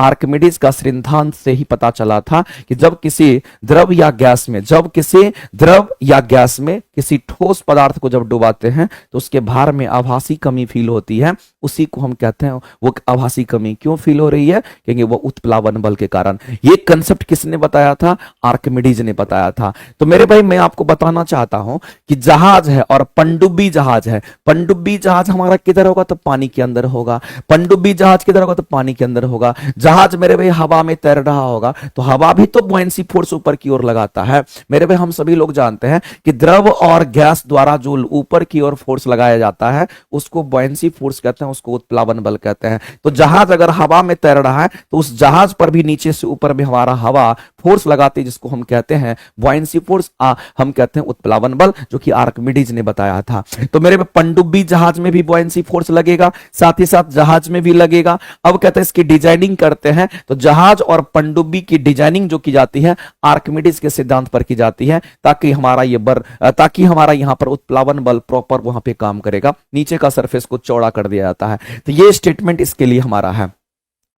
अगला कहता है कि हवाई जहाज के पंख की डिजाइनिंग कह रहा है मेरे भाई। हवाई जहाज की जो पंख की डिजाइनिंग होती है, उस बेसिस पर हम लोग नहीं करते हैं, इस बात को ध्यान रखना। हाँ, दूसरा हम लोग करते हैं, अगर हम हाइड्रोमीटर की बात कर लेते हैं, या फिर मेरे भाई ये जो इलेक्ट्रोमीटर होता है, ध्यान रखेंगे, हाइड्रोमीटर या फिर हम इलेक्ट्रोमीटर की अगर हम बात करते हैं, तो हाइड्रोमीटर और इलेक्ट्रोमीटर की अगर बात करते हैं, ये हाइड्रोमीटर और इलेक्ट्रोमीटर हमारा आर्किमिडीज के प्रिंसिपल पे काम करता है। ये किस पर काम करता है? तो आपको ध्यान रखना, एग्जाम में पूछता है, ये आर्किमिडीज सिद्धांत पर, ये आर्किमिडीज सिद्धांत पे कार्य करता है। कौन? हाइड्रोमीटर और इलेक्ट्रोमीटर, दोनों के बारे में याद रखना, बीपीएससी बहुत बार क्वेश्चन पूछती है यहां से। ये तो आपका सही होगा। मेरे पंखा का डिजाइनिंग जो है हम उस बेसिस पर नहीं करते हैं। पंखा का डिजाइनिंग हम उस बेसिस पर करते हैं कि उस पर ड्रैग फोर्स कम लगे, कम ड्रैग फोर्स लगे। ड्रैग क्या होता है? जब हमारा प्लेन आगे की ओर उड़ रहा होता है, तो हवा जो रोकने का काम करता है, उसको, उसके द्वारा जो फोर्स लगता है, उसको ड्रैग फोर्स कहते हैं। तो पंखा की डिजाइनिंग ड्रैग फोर्स को कम करने के लिए होता है। किस फोर्स को कम करने के लिए मेरे भाई? हम कहेंगे वो जो हमारा हवा के द्वारा लगता है, उस फोर्स को ये कम करने के लिए उसकी डिजाइनिंग होती है। या फिर अगर किसी प्लेन को आप देखिएगा, तो प्लेन का अगला हिस्सा देखिएगा ऐसा मोड़ दिया जाता है, प्लेन का अगला हिस्सा इस तरह से मोड़ दिया जाता है, और इसकी पंख की डिजाइनिंग कुछ इस तरीके से होती है। इसके पंख की डिजाइनिंग ऐसी, और ऐसा जो इसको मोड़ दिया जाता है, इसको सीधा नहीं रखा जाता, ऐसा मोड़ दिया जाता है। ऐसा इसलिए मोड़ते हैं, इसकी डिजाइनिंग जो होती है मेरे भाई, ड्रैग फोर्स यहां पर कम लगता है। यहां पर कौन सा फोर्स? क्योंकि हमारा ड्रैग फोर्स हमारा क्या होता है, कम हो जाता है। और ड्रैग फोर्स हमारा हवा के द्वारा लगता है। ये कौन सा फोर्स है? क्योंकि हमारा ड्रैग फोर्स, इसी को हम कहते हैं, इसी को हम कहते हैं कि ये हमारा ड्रैग फोर्स होता है। यानी हवा के द्वारा जो फोर्स लगता है इस पर उड़ने के दौरान, उसी को ड्रैग कहते हैं। इस बात को ध्यान रखेंगे। तो मेरे भाई डिजाइनिंग, पंखा की डिजाइनिंग हमारा उसी स्लोप में होता है, तो हम कहेंगे ये भी हमारा उस पर नहीं होगा। हम कहेंगे पनडुब्बी जो पानी में तैरता है, या फिर पानी का जो जहाज की हम बात करते हैं, या फिर हवा में तैरने वाली की हम बात करते हैं, तो मेरे भाई इस परिस्थिति में अगर आंसर करेंगे, तो हम कहेंगे इसमें हमारा काम करेगा, इसमें काम करेगा। इसमें पंखा उंखा की डिजाइनिंग के बारे में बोला गया, तो हम स्पेशली पंखा के लिए नहीं करते हैं, ध्यान रखना है। तो हम लोग कहेंगे ए और सी ये गलत हो गया, ए सही है, सी सही है। यानी इस क्वेश्चन के आंसर क्या करेंगे? तो ऑप्शन नंबर हम लोग यहां पर डी के साथ जाएंगे। ऑप्शन नंबर डी करेक्ट हो जाएगा। ऑप्शन नंबर डी राइट करना। ये क्वेश्चंस आपके लिए इंपॉर्टेंट था। आगे चलते हैं। गुरुत्वाकर्षण के नियम जो है मेरे भाई हम लोग जानते हैं कि ग्रेविटेशन का जो कंसेप्ट दिया है वो किसने दिया है, तो न्यूटन ने दिया है। न्यूटन का एक बात मुझे बहुत मस्त लगा है मेरे भाई, और बीपीएससी एक बात पर क्वेश्चंस बहुत अच्छे से रिलेट करके पूछी है कि जब हम यहां पर न्यूटन ग्रेविटेशन की बात करते हैं तो न्यूटन का कहना था कि पूरे ब्रह्मांड, पूरा यूनिवर्स, यानी कि पूरा मेरे भाई संसार की बात करते हैं, पूरे यूनिवर्स, हवा पानी रहे या ना रहे कोई फर्क नहीं पड़ता, स्पेस रहे या ना रहे, कहीं पर भी दो वस्तु को लेकर के जाएंगे, उस दोनों वस्तु के बीच में आकर्षण बल लगता है, केवल और केवल आकर्षण बल लगता है, और उसी आकर्षण बल को गुरुत्वाकर्षण बल कहते हैं। ये न्यूटन ने कहा था। इसलिए न्यूटन ने ये बात बोल दिया कि जो गुरुत्वाकर्षण बल होता है ना, वो किसी माध्यम पर निर्भर नहीं करता है कि पानी में जाएंगे तो अलग, हवा में जाएंगे तो अलग, कहीं और जाएंगे तो अलग, ऐसा नहीं होता है। कहीं पर भी दो वस्तु है, उतनी ही दूरी पर वही वस्तु है, हम कहेंगे ग्रेविटेशन फोर्स हमेशा दोनों के बीच में बराबर लगेगा, वो माध्यम पर निर्भर नहीं करता है। तो मेरे भाई आपको ध्यान रखना है कि गुरुत्वाकर्षण का ये नियम बहुत इंपॉर्टेंट था। क्या केवल पृथ्वी और बिंदु द्रव्यमान में लगेगा? क्या केवल जो लिखा हुआ ना इसकी वजह से ये गलत हुआ? मेरे भाई ध्यान रखना, द्रव्यमान रखने वाले किन्हीं दो भी पिंड के बीच में, यहां पर किन्हीं दो पिंड के बीच में, मेरे भाई किन्हीं लिखा हुआ है, पूरे ब्रह्मांड में कोई भी दो वस्तु के बीच में लगने वाला जो बल होगा गुरुत्वाकर्षण बल होगा। लेकिन गुरुत्वाकर्षण बल आपको ध्यान रखना है कि किस नेचर का होता है, तो गुरुत्वाकर्षण बल मेरे भाई आकर्षित नेचर का होता है, केवल और केवल आकर्षित नेचर का होता है। गुरुत्वाकर्षण बल माध्यम पर निर्भर नहीं करता, ध्यान रखना। यहां से बीपीएससी क्वेश्चन पूछ चुके, इसलिए आपको ध्यान रखना है। गुरुत्वाकर्षण बल की अगर बात करते हैं तो मेरे भाई ये आकर्षित नेचर का होता है। ये कैसी नेचर का होगा, तो हमारा आकर्षित प्रकृति का होता है, इस बात को आप ध्यान रखेंगे। और दूसरी बात ध्यान रखना कि गुरुत्वाकर्षण बल मेरे भाई किसी माध्यम पर निर्भर नहीं करता है, ये माध्यम पर निर्भर नहीं करता, ध्यान रखेंगे। माध्यम पर निर्भर ये नहीं करता है तो नहीं करता, ये बात आपको किसी भी सूरत में ध्यान रखना है। हम ग्रेविटेशन फोर्स की बात करते हैं, ये हमारा होता है। और मेरे भाई किसी भी वस्तु पर गुरुत्वाकर्षण बल लगता है उसके वस्तु के भार के बराबर, उस पर क्वेश्चन आपके एग्जाम में आ चुका है। आगे चलते हैं। मानव आंख में निकट दृष्टि दोष है। अगर मेरे भाई किसी को निकट दृष्टि दोष है तो मायोपिया कहते हैं। किसी को अगर दूर दृष्टि दोष होता है तो उसको हम कहते हैं हाइपरमेट्रोपिया कहते हैं। मोतियाबिंद क्या होता है, हमारे आंख की जो ऊपरी परत होती है उसके ऊपर में एक झिल्ली बन जाता है जो प्रकाश का अपवर्तन को रोक देता है, उसी को मोतियाबिंद कहते हैं। इस बात को ध्यान रखना है। आगे चलते हैं। अगला क्वेश्चन कहता है सूर्योदय और सूर्यास्त के समय सूर्य का रंग लाल दिखता है। मेरे भाई ये किसके कारण होता है, तो सूर्य का रंग अगर लाल दिखता है मेरे भाई, इसका रीजन है प्रकाश के प्रकीर्णन के कारण, यानी लाल रंग के प्रकीर्णन, प्रकाश के प्रकीर्णन के कारण ऐसा होता है। तो मेरे भाई इसमें जो घटना घटेगा वो कौन सा घटना घटेगा, तो आपको ध्यान रखना है प्रकाश के प्रकीर्णन के कारण ऐसा होता है, प्रकाश के प्रकीर्णन के कारण ऐसा होता है। इस बात को आप ध्यान रखेंगे मेरे भाई, इस बात को ध्यान रखना। इसमें कुछ चीजें हम आपको बताते हैं, समझना गौर से। तो मेरे भाई सूर्योदय और सूर्यास्त होता है, तो कई बार आप देखिएगा सूर्योदय और सूर्यास्त 2 मिनट पहले 2 मिनट बाद अगर होता है वो प्रकाश के अपवर्तन के कारण होता है। अगर मेरे भाई प्रकाश के अपवर्तन के कारण, तो कोई भी चीज की बात करते हैं अपने वास्तविक पोजिशन से थोड़ा ऊपर दिखाई देता है तो समझ लेना उसमें प्रकाश का अपवर्तन होगा। दूसरी बात है मेरे भाई, इस बात को समझिएगा, अगर किसी का रंग लाल रंग दिखता, आकाश का रंग नीला दिखता है तो मेरे भाई ब्लू रंग का प्रकीर्णन हुआ है, इसका बात को ध्यान रखना। पानी अगर आपको ब्लू दिखता है तो वहां पर ब्लू रंग का प्रकीर्णन हो रहा है। और अगर आकाश का रंग अगर लाल, सूर्य का रंग अगर लाल दिखता है तो लाल रंग का प्रकीर्णन हुआ है। तो मेरे भाई एक बात ध्यान रखना है कि प्रकीर्णन का एक कंसेप्ट हम लोग जानते हैं और उसी के हिसाब से इस क्वेश्चन को सॉल्व करेंगे। अगर हमारे पास प्रकीर्णन का ये कंसेप्ट है तो जो प्रकीर्णन स्कैटरिंग हमारा होता है 1 में लैम्डा का पावर 4 होता है, यानी कि जिसका भी वेवलेंथ, जिस भी क्या वेवलेंथ हमारा ज्यादा, इसका भी वेवलेंथ, जिस रंग का वेवलेंथ ज्यादा होगा उसका प्रकीर्णन कम होगा और आसानी से वो चीजें हमें दिखती है। प्रकीर्णन कम होगा तो आसानी से दिखेगा, बिखरेगा नहीं।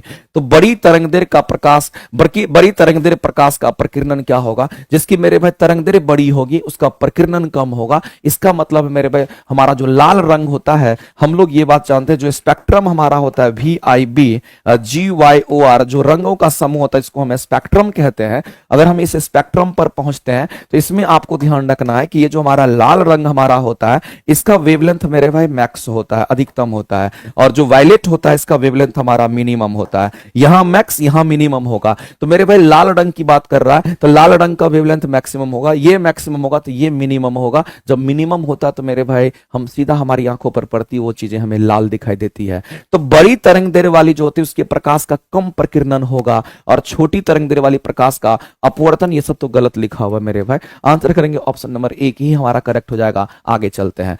ये क्वेश्चंस भी आपका बहुत ही इंपॉर्टेंट क्वेश्चंस है और ऐसे क्वेश्चंस लाइट चैप्टर से आने की संभावना रहती है कि कौन सा प्रोसेस, कौन सा प्रकाश के अपवर्तन का उदाहरण, प्रकाश के अपवर्तन का उदाहरण यहां पर कह रहा है कि कौन सा नहीं है, यानी आपको नहीं वाले को ढूंढना है। बताइए मेरे भाई, अगर प्रकाश का अपवर्तन इंद्रधनुष में तो होबे करेगा, तारा जो टिमटिमाता है मेरे भाई, यहां पर भी प्रकाश का प्रकीर्णन, प्रकाश का अपवर्तन होगा। देखिए तारा कभी टिमटिमाता नहीं है, तारा का खुद का प्रकाश होता है, तारा प्रदीप्त वस्तु होता है, उसका खुद का प्रकाश होता है, अपनी प्रकाश से वो चमकता है। लेकिन मेरे भाई तारा का खुद का प्रकाश तो होता है, अपनी प्रकाश से चमकता भी है, लेकिन टिमटिमाना क्या है? तो टिमटिमाना ये है मेरे भाई, हमारे और तारे के बीच में क्या होता है, बहुत सारे वायुमंडल का लेयर होता है, यानी कि बहुत सारा माध्यम अलग अलग होता है। जब प्रकाश तुम्हारी तारा से निकलती है और पृथ्वी पर आना चाहती है तो मेरे भाई बहुत सारे माध्यम में वो क्या होता है, डेविएट होती है, इधर उधर विचलित होती है।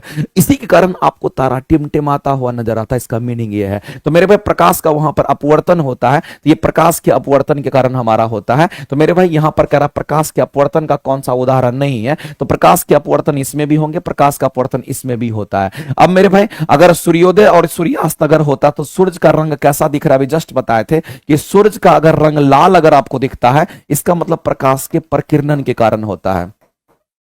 ये किसके कारण होगा? तो प्रकाश के प्रकीर्णन के कारण होता, प्रकाश के प्रकीर्णन के कारण हमारा ऐसा होता है, इस बात को ध्यान रखेंगे। तो मेरे भाई यहां ध्यान रखना, यहां अपवर्तन नहीं होगा, यही आंसर करेंगे।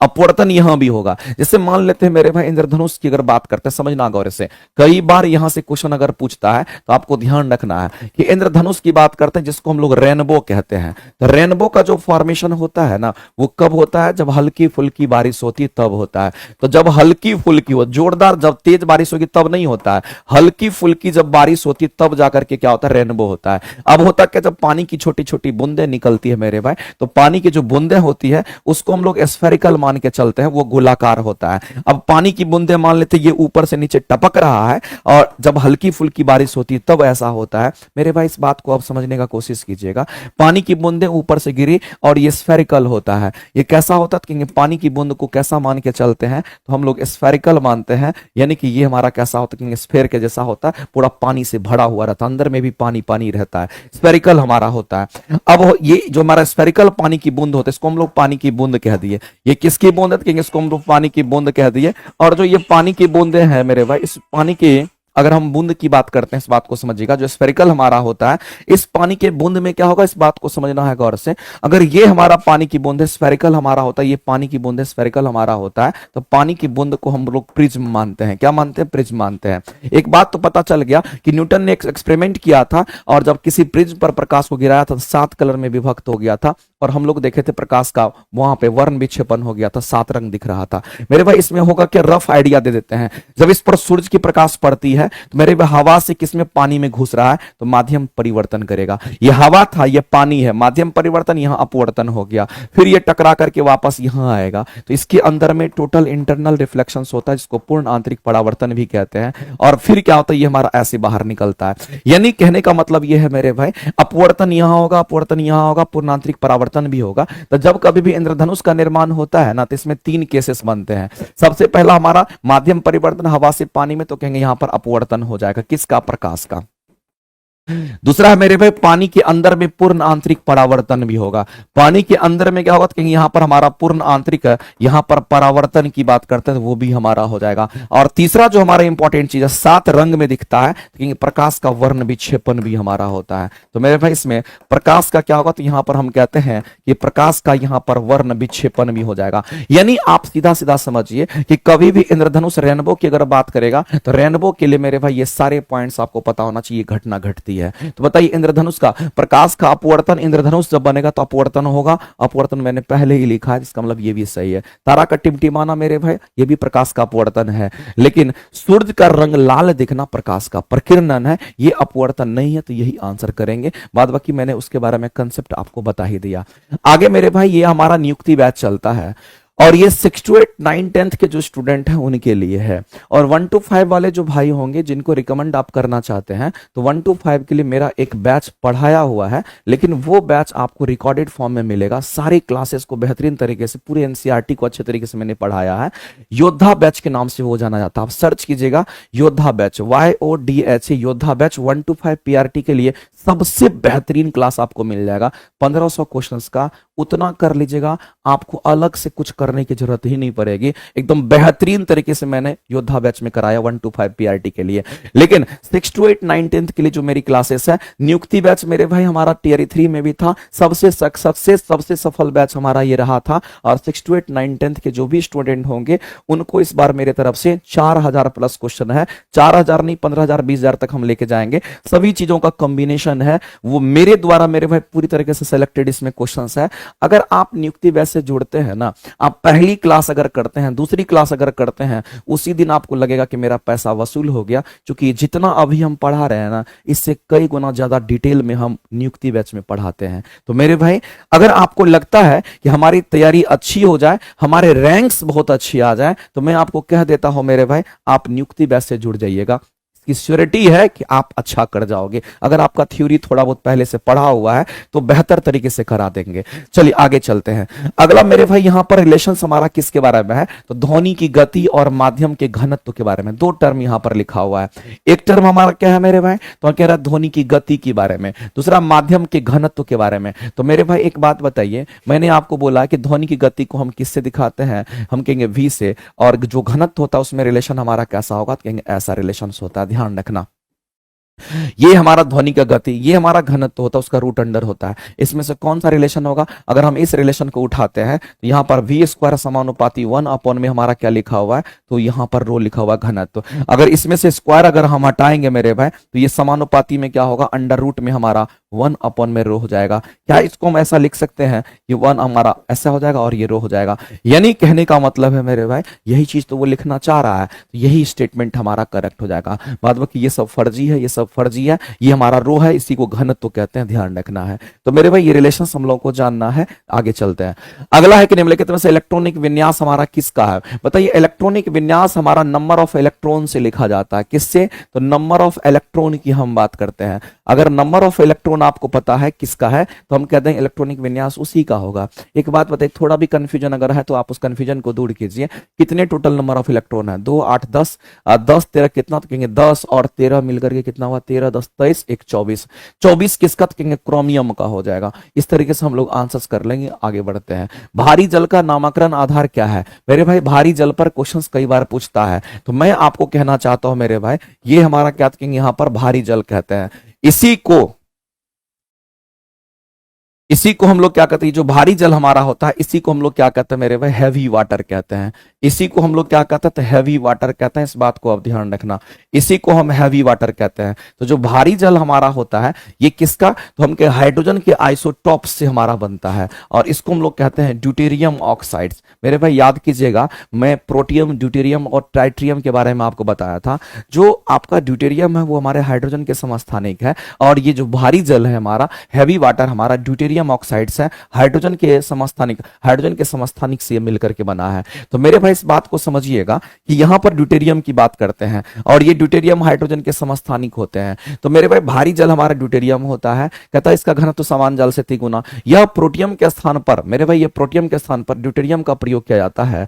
प्रोटियम के स्थान पर हम किसका इस्तेमाल करते हैं, ड्यूटेरियम का इस्तेमाल करते हैं, जो हाइड्रोजन के अपेक्षाकृत भारी समस्थानिक कहलाता है। यही स्टेटमेंट हमारे सही है, ध्यान रखेंगे। आगे चलते हैं मेरे भाई। अगला एक रिएक्शन आपको दे रखा है, और ये मस्त रिएक्शन आपको दे रखा है, Fe3+ दे रखा है, और इससे कहता है कि एक इलेक्ट्रॉन हमारा क्या है, इसमें जुड़ रहा है। ये जोड़ने की बात कर रहा है, इसमें एक इलेक्ट्रॉन जुड़ेगा। जब इसमें एक इलेक्ट्रॉन जुड़ेगा तो पहले अगर 3 को हमारा आयंस था, एक इलेक्ट्रॉन अगर ऐड करेंगे तो अब हमारा आयरन के पास कितना हो जाएगा, तो 2+ हो जाएगा। क्योंकि एक इलेक्ट्रॉन को इन्होंने गेन किया है तो ऐसा हुआ है। इसका मतलब मेरे भाई हम लोग क्या देख पा रहे हैं, हम लोग ये देख पा रहे हैं कि यहां से अगर यहां पहुंचा है तो यहां पर इलेक्ट्रॉन गेन हुआ है, यहां से यहां पहुंचा तो कहेंगे इलेक्ट्रॉन क्या हुआ, तो कहेंगे गेन हुआ है। और जब इलेक्ट्रॉन गेन होता है इसको हम रिडक्शन कहते हैं। इसका मतलब मेरे भाई उसका रिडक्शन हो गया। रिडक्शन को हम लोग क्या कहते हैं, तो हिंदी में इसको हम अवकरण के नाम से हम जानते हैं। तो मेरे भाई इसका अवकरण हो गया है, इसका अवकरण मतलब इसका रिडक्शन हो गया, और अवकरण को ही हम लोग क्या कहते हैं, तो अपचयन कहते हैं। इसी को हम क्या कहेंगे, तो यहां पर अपचयन कह देते हैं। इस बात को ध्यान रखना। एक बात बताइए, 3 को हमारा यहां पर अगर किसी भी धातु पर किसी भी एलिमेंट के ऊपर में अगर जितना ज्यादा प्लस होगा उतना इलेक्ट्रॉन की कमी है।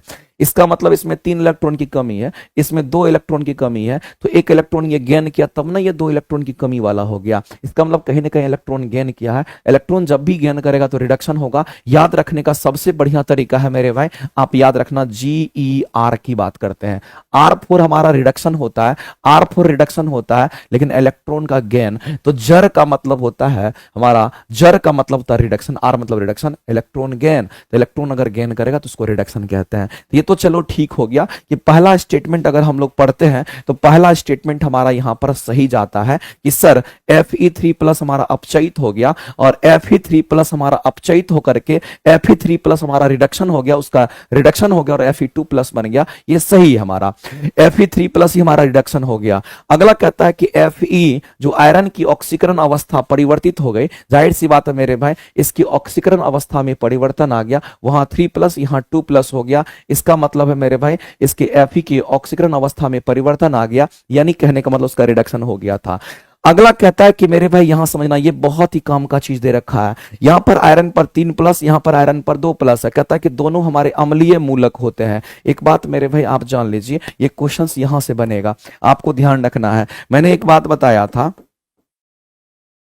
धातु में इलेक्ट्रॉन त्यागने की प्रवृत्ति होती है, धातु में इलेक्ट्रॉन त्यागने की प्रवृत्ति होती है। ध्यान रखना, धातु में इलेक्ट्रॉन क्या होता है मेरे भाई, तो त्यागने की, धातु में इलेक्ट्रॉन त्यागने की प्रवृत्ति होती है। इस बात को ध्यान रखना। तो धातु में इलेक्ट्रॉन जब त्यागता है तो किसी भी धातु पर मेरे भाई प्लस आयंस आता है। तो यहां पर अगर मान लेते हैं कि Fe3+ अगर बोल दिया, या फिर हम यहां पर Fe2+ की बात करते हैं, अगर इस पर पॉजिटिव है, इसका मतलब ये धातु है, ये धातु है, क्योंकि धातु में इलेक्ट्रॉन त्यागने की प्रवृत्ति होती है। दूसरी बात मेरे भाई, एक बात तो ये हो गया। दूसरी बात आप इसी से रिलेटेड जानिए कि जो धातु के ऑक्साइड्स होते हैं हमारे क्या होते हैं, तो जो धातु के हमारे ऑक्साइड्स होते हैं वो क्या होते हैं, तो धातु के ऑक्साइड्स मेरे भाई कैसे होते हैं, तो ये क्षारीय प्रकृति का होता है। धातु के ऑक्साइड्स कैसे होंगे, तो ये क्षारीय प्रकृति का होता है। इस बात को ध्यान रखना है। तो ये दोनों बात मेरे भाई इसी दोनों से रिलेटेड हमारा है। अगर हमारा Fe3+ Fe2+ है तो मेरे भाई इसका ऑक्सीडेशन रिडक्शन जो कुछ भी आप कहते हैं कि वो हो गया है, वैसी परिस्थिति में हम कहेंगे धातु के जो ऑक्साइड्स होंगे वो क्षारीय होंगे। कभी भी मेरे भाई धातु के ऑक्साइड्स क्षारीय ही होगा और अधातु के ऑक्साइड्स अम्लीय होता है। तो हम यहां तीसरा पॉइंट भी मेंशन करते हैं। अगर हम यहां पर अधातु की अगर हम बात करते हैं तो अधातु के जो हमारे ऑक्साइड्स हैं, अधातु के जो ऑक्साइड्स होते हैं हमारा कैसी प्रकृति का होता है, तो इसको हम अम्लीय कहते हैं। लेकिन यहां पर आयरन जो होगा मेरे भाई ये धातु है, ये धातु है, ये हमारा क्या तो कहेंगे ये धातु है, ये भी हमारा क्या तो कहेंगे हमारा ये धातु है। अब मेरे भाई इसमें इलेक्ट्रॉन की कमी या कमी, दोनों में तो इलेक्ट्रॉन की कमी है, और अगर किसी में इलेक्ट्रॉन की कमी होती है ना तो उसमें ऑक्सीकरण होता है, जिसमें बीपीएससी टीचर 1 to 5 का मैथ्स का के बारे में कुछ बताइए, बताया करिए, करते हैं सर जी प्लीज। मैथ की क्लासेस तो जो चल रहा है उसमें सौरभ सर पढ़ाते हैं और एक और सर हैं, क्या नाम है उनका, वो पढ़ाते हैं। 2 सर आपको मैथ की क्लासेस कराते हैं, ठीक है। तो मेरे भाई आपको ध्यान रखना, धातु के ऑक्साइड क्षारीय होता है, समझना गौर से, ये धातु है और धातु पर क्या तो प्लस आयंस है, ये धातु पर क्या तो प्लस आयंस है। इसका मतलब मेरे भाई जब प्लस किसी पर होता है इसका मतलब उसमें से इलेक्ट्रॉन निकल गया, इसमें उस इलेक्ट्रॉन का लॉस हुआ है। जब इलेक्ट्रॉन लॉस होता है तो ऑक्सीकरण कहते हैं। इन दोनों में क्या देख रहे हैं मेरे भाई, इलेक्ट्रॉन लॉस देख रहे हैं। इन दोनों में इलेक्ट्रॉन लॉस है, और जब इलेक्ट्रॉन लॉस होता है तो इसको ऑक्सीडेशन कहते हैं। इसका मतलब है मेरे भाई ऑक्सीडेशन होता है, और ऑक्सीडेशन मतलब उसके ऑक्साइड की हम बात करते हैं। तो धातु के ऑक्साइड क्षारीय होगा, यहाँ अम्लीय मूल का लिखा है जो कि गलत है। तो मेरे भाई ये गलत था, और आपको कह रहा कि सभी क्रिया में कौन सा गलत है उसको ढूंढ के निकालिए, तो आप आंसर यही करेंगे, क्योंकि ये दोनों के दोनों स्टेटमेंट हमारे ऊपर वाले ये दोनों के दोनों राइट थे। तो गलत कौन था, तो ये था, क्योंकि दोनों पर प्लस है, इलेक्ट्रॉन लॉस किया है। जब इलेक्ट्रॉन लॉस किया तो उसका ऑक्सीडाइज कर गया, यानी कि उसकी ऑक्सीडाइज की बात कही गई है। तो धातु के जो ऑक्साइड होंगे वो क्षारीय होंगे, अम्लीय नहीं होगा, ध्यान रखना है। आगे बढ़ते हैं मेरे भाई, और अगला क्वेश्चन हम लोग देखते हैं। समझ में आ गया को, बेहतरीन क्वेश्चन में से एक अगला क्वेश्चन हम लोग देखते हैं, ये भी कम नहीं है मेरे भाई। कहता है कि तरल पदार्थ के, तरल का प्रवाह का अद्वितीय गुण होता है, निम्नलिखित में से कौन सा स्टेटमेंट हमारा सही है। मेरे भाई तरल पदार्थ हम किसको कहते हैं, सबसे पहले तो आपको ये बुझा जाना चाहिए। अगर कहीं पर भी अगर आपको तरल पदार्थ की बात करता है तो मेरे भाई तरल पदार्थ को इंग्लिश में हम क्या कहते हैं, फ्लूइड कहते हैं। और फ्लूइड हम उसको कहते हैं जो फ्लो कर सके, जो फ्लो कर सके उसी को फ्लूइड कहते हैं, जो बह सके उसी को फ्लूइड कहते हैं। जो फ्लो कर सके या मेरे भाई जो बह सके उसी को हम क्या कहते हैं, फ्लूइड कहते हैं। तो तरल पदार्थ हमारा ये होता है। अब मामला ये है, तरल पदार्थ जो फ्लो कर सके, जो बह सके उसी को तरल पदार्थ कहते हैं। तो मेरे भाई मैं आपको बताना चाहता हूं कि बहने की प्रवृत्ति किस में होता है। तरल पदार्थ में बहने की प्रवृत्ति किस में होगा, या तो द्रव में होगा या तो गैस में होगा। तरल पदार्थ मेरे भाई ठोस नहीं होता, इस बात को ध्यान रखना। या तो द्रव होगा या तो गैस होगा, ठोस पदार्थ हमारा नहीं होता। इस बात को मैं लिख देता हूं, ये ठोस हमारा, ये ठोस नहीं होता है। द्रव और गैस ही फ्लो करता है। तो बताइए मेरे भाई, यहां कह रहा है कि तरल का प्रवाह अद्वितीय गुण होता है। तरल में क्या होगा, प्रवाह होगा। केवल गैस तरल के समान व्यवहार करती है। मेरे भाई केवल गैस लिख दिया, गलत कर दिया, क्योंकि केवल है। यहां कह रहा है कि गैस तथा ठोस, ठोस हमारा नहीं होगा, उसमें प्रवाह नहीं होता है, क्योंकि आपको प्रवाह को ध्यान में रखना। फ्लो कौन करेगा, तो मेरे भाई फ्लो करेगा द्रव और गैस करेगा। ठोस लिख दिया, गलत होगा। केवल गैस भी गलत हो गया। यहां पर गैस और द्रव की जब हम बात करते हैं ना, इसमें फ्लोइंग प्रॉपर्टी होती है, इसके अंदर हम कहते हैं फ्लो करने की प्रवृत्ति होती है। इसलिए इस क्वेश्चन का अगर आंसर करेंगे तो ऑप्शन नंबर हमारा क्या होगा, तो सी जो होगा ये किसी भी सूरत में राइट हो जाएगा। आगे चलते, ये तो कार्बोक्सिलिक एसिड का हमारा क्या है मेरे भाई, तो हम कहते हैं उसी का यहां पर क्रियात्मक समूह, जिसको फंक्शनल यूनिट के नाम से हम लोग जानते हैं। कीटोन का क्या होगा मेरे भाई, तो हम कहते हैं कीटोन का हमारा सी डबल बॉन्ड ओ होता है। यहां पर एल्डिहाइड का क्या होगा मेरे भाई, तो हमारा सी एच ओ होता है। कार्बोक्सिलिक एसिड का हमारा क्या होता है, सी ओ ओ एच हमारा होता है। और एल्कोहल का क्या होता है, तो एल्कोहल में अगर आप देखिएगा ओ एच ग्रुप होता है। ओ एच जो फंक्शनल ग्रुप होता है हमारा किसका होगा, तो एल्कोहल का होता है। तो कुछ फंक्शनल ग्रुप भी याद रखिए आप। अगला क्वेश्चन मेरे भाई यहां पर दे रखा है कि श्लेष्मा झिल्ली की बात करें, इसको म्यूकस मेम्ब्रेन कहते हैं। मेरे भाई एक बात बताइए, हम लोग जो खाना पीना खाते हैं ना, हमारे जितने भी ऑर्गन्स होते हैं या स्टमक की बात करते हैं, सभी में म्यूकस का मेम्ब्रेन होता है। ये म्यूकस जो हमारा होता है, इसी को श्लेष्मा झिल्ली के नाम से हम लोग जानते हैं। अब मेरे भाई श्लेष्मा झिल्ली में अगर सूजन हो जाता है, इस बीमारी को क्या कहते हैं, तो श्लेष्मा झिल्ली में अगर किसी को सूजन हो जाता है, इसको ब्रोंकाइटिस कहते हैं। और मैं आपको बताना चाहता हूं मेरे भाई, ये जो ब्रोंकाइटिस हमारा होता है, हम किसकी बात करते हैं, तो हम यहाँ पर ब्रोंकाइटिस की बात करते हैं। तो ब्रोंकाइटिस हमारा क्या होता है, गले में सूजन की बीमारी होती है। कौन सी बीमारी, श्वास नली में सूजन की जो बीमारी होती है, हम उसकी बात करते हैं। किसकी, तो मेरे भाई श्वास नली में सूजन की, श्वास नली में अगर सूजन हो जाता है तो उसी को हम क्या, श्वास नली में अगर सूजन होगा उसी को ब्रोंकाइटिस कहा जाता है। आप देखिएगा ये डिजीज जो होता है मेरे भाई, ध्यान रखना, इस डिजीज की अगर हम बात करते हैं, ये डिजीज जनरली ट्रैफिक पुलिस वगैरह को ज्यादा होता है। क्वेश्चन कई बार ये भी पूछता है, ये जितने भी ट्रैफिक पुलिस वगैरह होते हैं उस ट्रैफिक पुलिस में देखने को मिलता है। क्योंकि जो पुलिस वगैरह होता है ना, वो रोड पे ही रहता है और उसको क्या मिलता है, तो हमेशा आप जानते हैं पॉल्यूशन का शिकार हो जाता है और ऐसी परिस्थिति में ब्रोंकाइटिस वहां पर हो जाता है। के श्वास नली में वो सूजन आ जाता है, तो उसी को ब्रोंकाइटिस कहते हैं।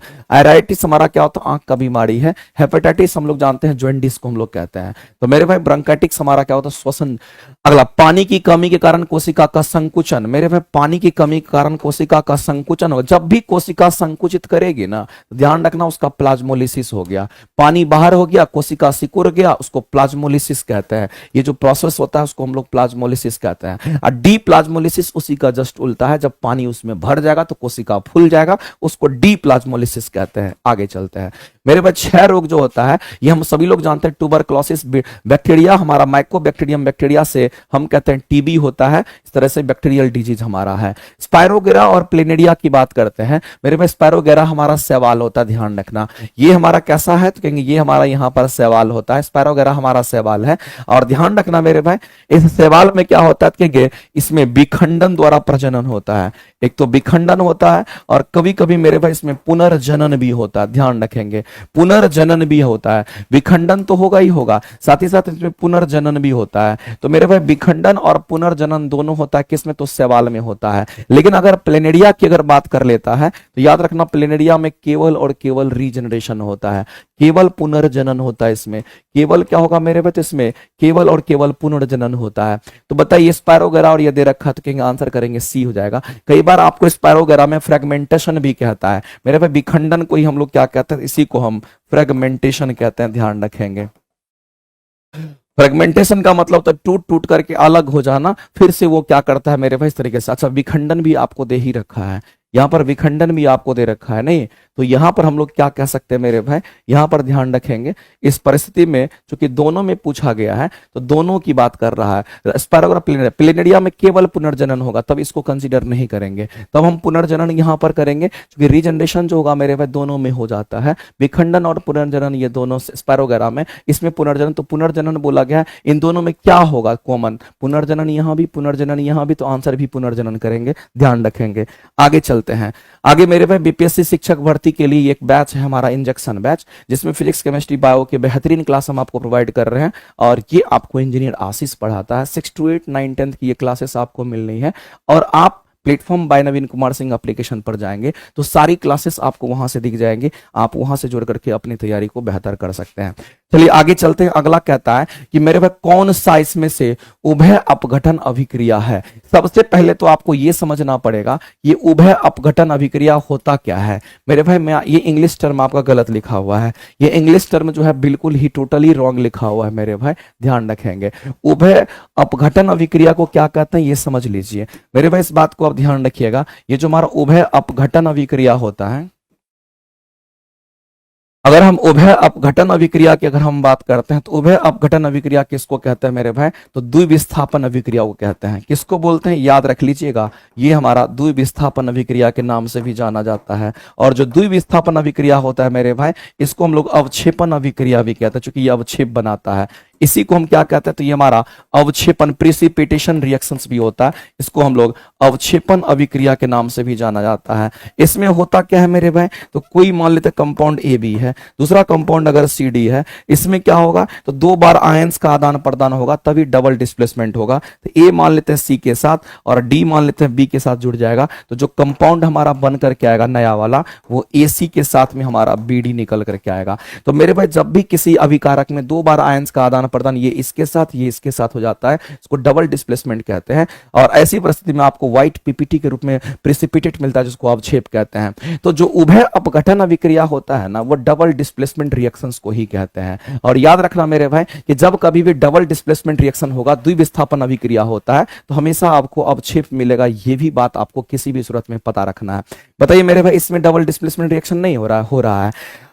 आगे देखिए एजी जो है हमारा किसके साथ, कहेंगे एजी हमारा किसके साथ, तो कहेंगे एजी हमारा सीएल के साथ चला गया, क्लोरीन के साथ। और जो सोडियम है हमारा NO3 के साथ, तो AgCl का बना गया, AgCl का, और NaNO3 बन गया। मेरे भाई डबल डिस्प्लेसमेंट रिएक्शन है, ये अभय अपघटन अभिक्रिया है। अगर इसको देखिएगा तो मेरे भाई 1 से 2 को बना है, 1 से 2 को बना है, तो ये हमारा क्या, तो डिकम्पोजिशन रिएक्शन है। ये हमारा अपघटन सिंपल, ये अपघटन अभिक्रिया है। ये सिंपल कैसी अभिक्रिया, तो सिंपल ये अपघटन अभिक्रिया है। ये मेरे भाई सिंपल अपघटन अभिक्रिया की हम बात कर रहे हैं। यहां पर उभय लिखा हुआ है, तो मेरे भाई डबल होना चाहिए था। यहां देखिए अगर बेरियम को देखिएगा तो सल्फेट के साथ, और सोडियम को देखिएगा तो क्लोरीन के साथ। बेरियम सल्फेट के साथ तो बेरियम सल्फेट बन गया, सोडियम क्लोरीन के साथ तो सोडियम क्लोरीन बन गया, यानी कि NaCl बन गया। ये भी डबल डिस्प्लेसमेंट है मेरे भाई। उभय अपघटन अभिक्रिया कौन नहीं था, वो नहीं था। आंसर करेंगे ऑप्शन नंबर बी, आपका राइट हो जाएगा। आगे चलते हैं, प्रबल अम्ल का युग्मक कौन होता है। आपके एग्जाम में बीपीएससी में क्वेश्चंस मेरे भाई इस पर पूछ चुका है, बीपीएससी में आपके एग्जाम में क्वेश्चंस आ चुके हैं, और बीपीएससी टीआरई 3 में अलग नहीं 3.0 में पूछा है कि प्रबल अम्ल हमारे क्या होते हैं। तो मैं आपको बता देना चाहता हूं मेरे भाई कि प्रबल अम्ल के बारे में आप ध्यान रखना, किसी भी सूरत में याद रखना है आपको। अगर प्रबल अम्ल की बात करते हैं, जिसको स्ट्रॉन्ग एसिड कहते हैं, इस प्रबल अम्ल में हमारा HCl होता है। इसी में हमारा क्या होगा, तो प्रबल अम्ल में हमारा H2SO4 होता है, और इसी में हमारा क्या होगा, तो HNO3, जिसको नाइट्रिक एसिड कहते हैं। अगर मेरे भाई प्रबल क्षार की बात करता है तो आपको ध्यान रखना क्षार में भी, तो प्रबल क्षार हमारा कौन होगा, KOH की बात करते हैं या फिर हम लोग NOH की बात करते हैं। ये दोनों बहुत ही फेमस है। इसको कास्टिक सोडा, इसको कास्टिक पोटास, इसको हाइड्रोक्लोरिक एसिड, ये हमारा सल्फ्यूरिक एसिड, ये हमारा नाइट्रिक एसिड होता है। तो मेरे भाई इस पर क्वेश्चंस आपके बीपीएससी पूछ चुकी है। बताइए कौन सा जोड़ा जो है प्रबल एसिड होगा, तो यही में से कोई हो सकता है, H2SO4 HNO3 ये हो जाएगा। ये तो हमारा नहीं, हाइड्रोजन सल्फाइड नहीं होगा। ये हमारा क्या है, तो कहेंगे NOH KOH हमारा प्रबल क्षार है। ये दोनों क्या है मेरे भाई, तो कहेंगे ये दोनों के दोनों हमारे क्या है, तो कहेंगे ये दोनों हमारे प्रबल क्षार में आता है। ये दोनों हमारा प्रबल क्षार होता है। नेक्स्ट, रंध्र का संबंध किससे होता है? मेरे भाई एक बात बताइए, जो रंध्र होता है उसका संबंध बोला गया है। एक बात हम सभी लोग जानते हैं कि जो रंध्र हमारा होता है मेरे भाई, इस रंध्र की बात करते हैं, इसी को स्टोमेटा कहते हैं। रंध्र को हम स्टोमेटा कहते हैं। और यह रंध्र कहाँ पे होता है? तो प्लांट की पत्ती में होता है। ये प्लांट की जो पत्तियां होती है उसमें ये होता है, प्लांट की पत्ती में रंध्र होता है। और मेरे भाई इसी रंध्र से वाष्पोत्सर्जन की भी क्रिया होती है। इसी से क्या होगा? तो कहेंगे यहां पर हमारा वाष्पोत्सर्जन होता है, इसी से वाष्प का उत्सर्जन होता है। वाष्पोत्सर्जन की जो क्रिया होती है सबसे अधिक इसी से होता है। वाष्पोत्सर्जन की जो क्रिया होती है सबसे अधिक हमारा किससे? तो रंध्र से ही होता है।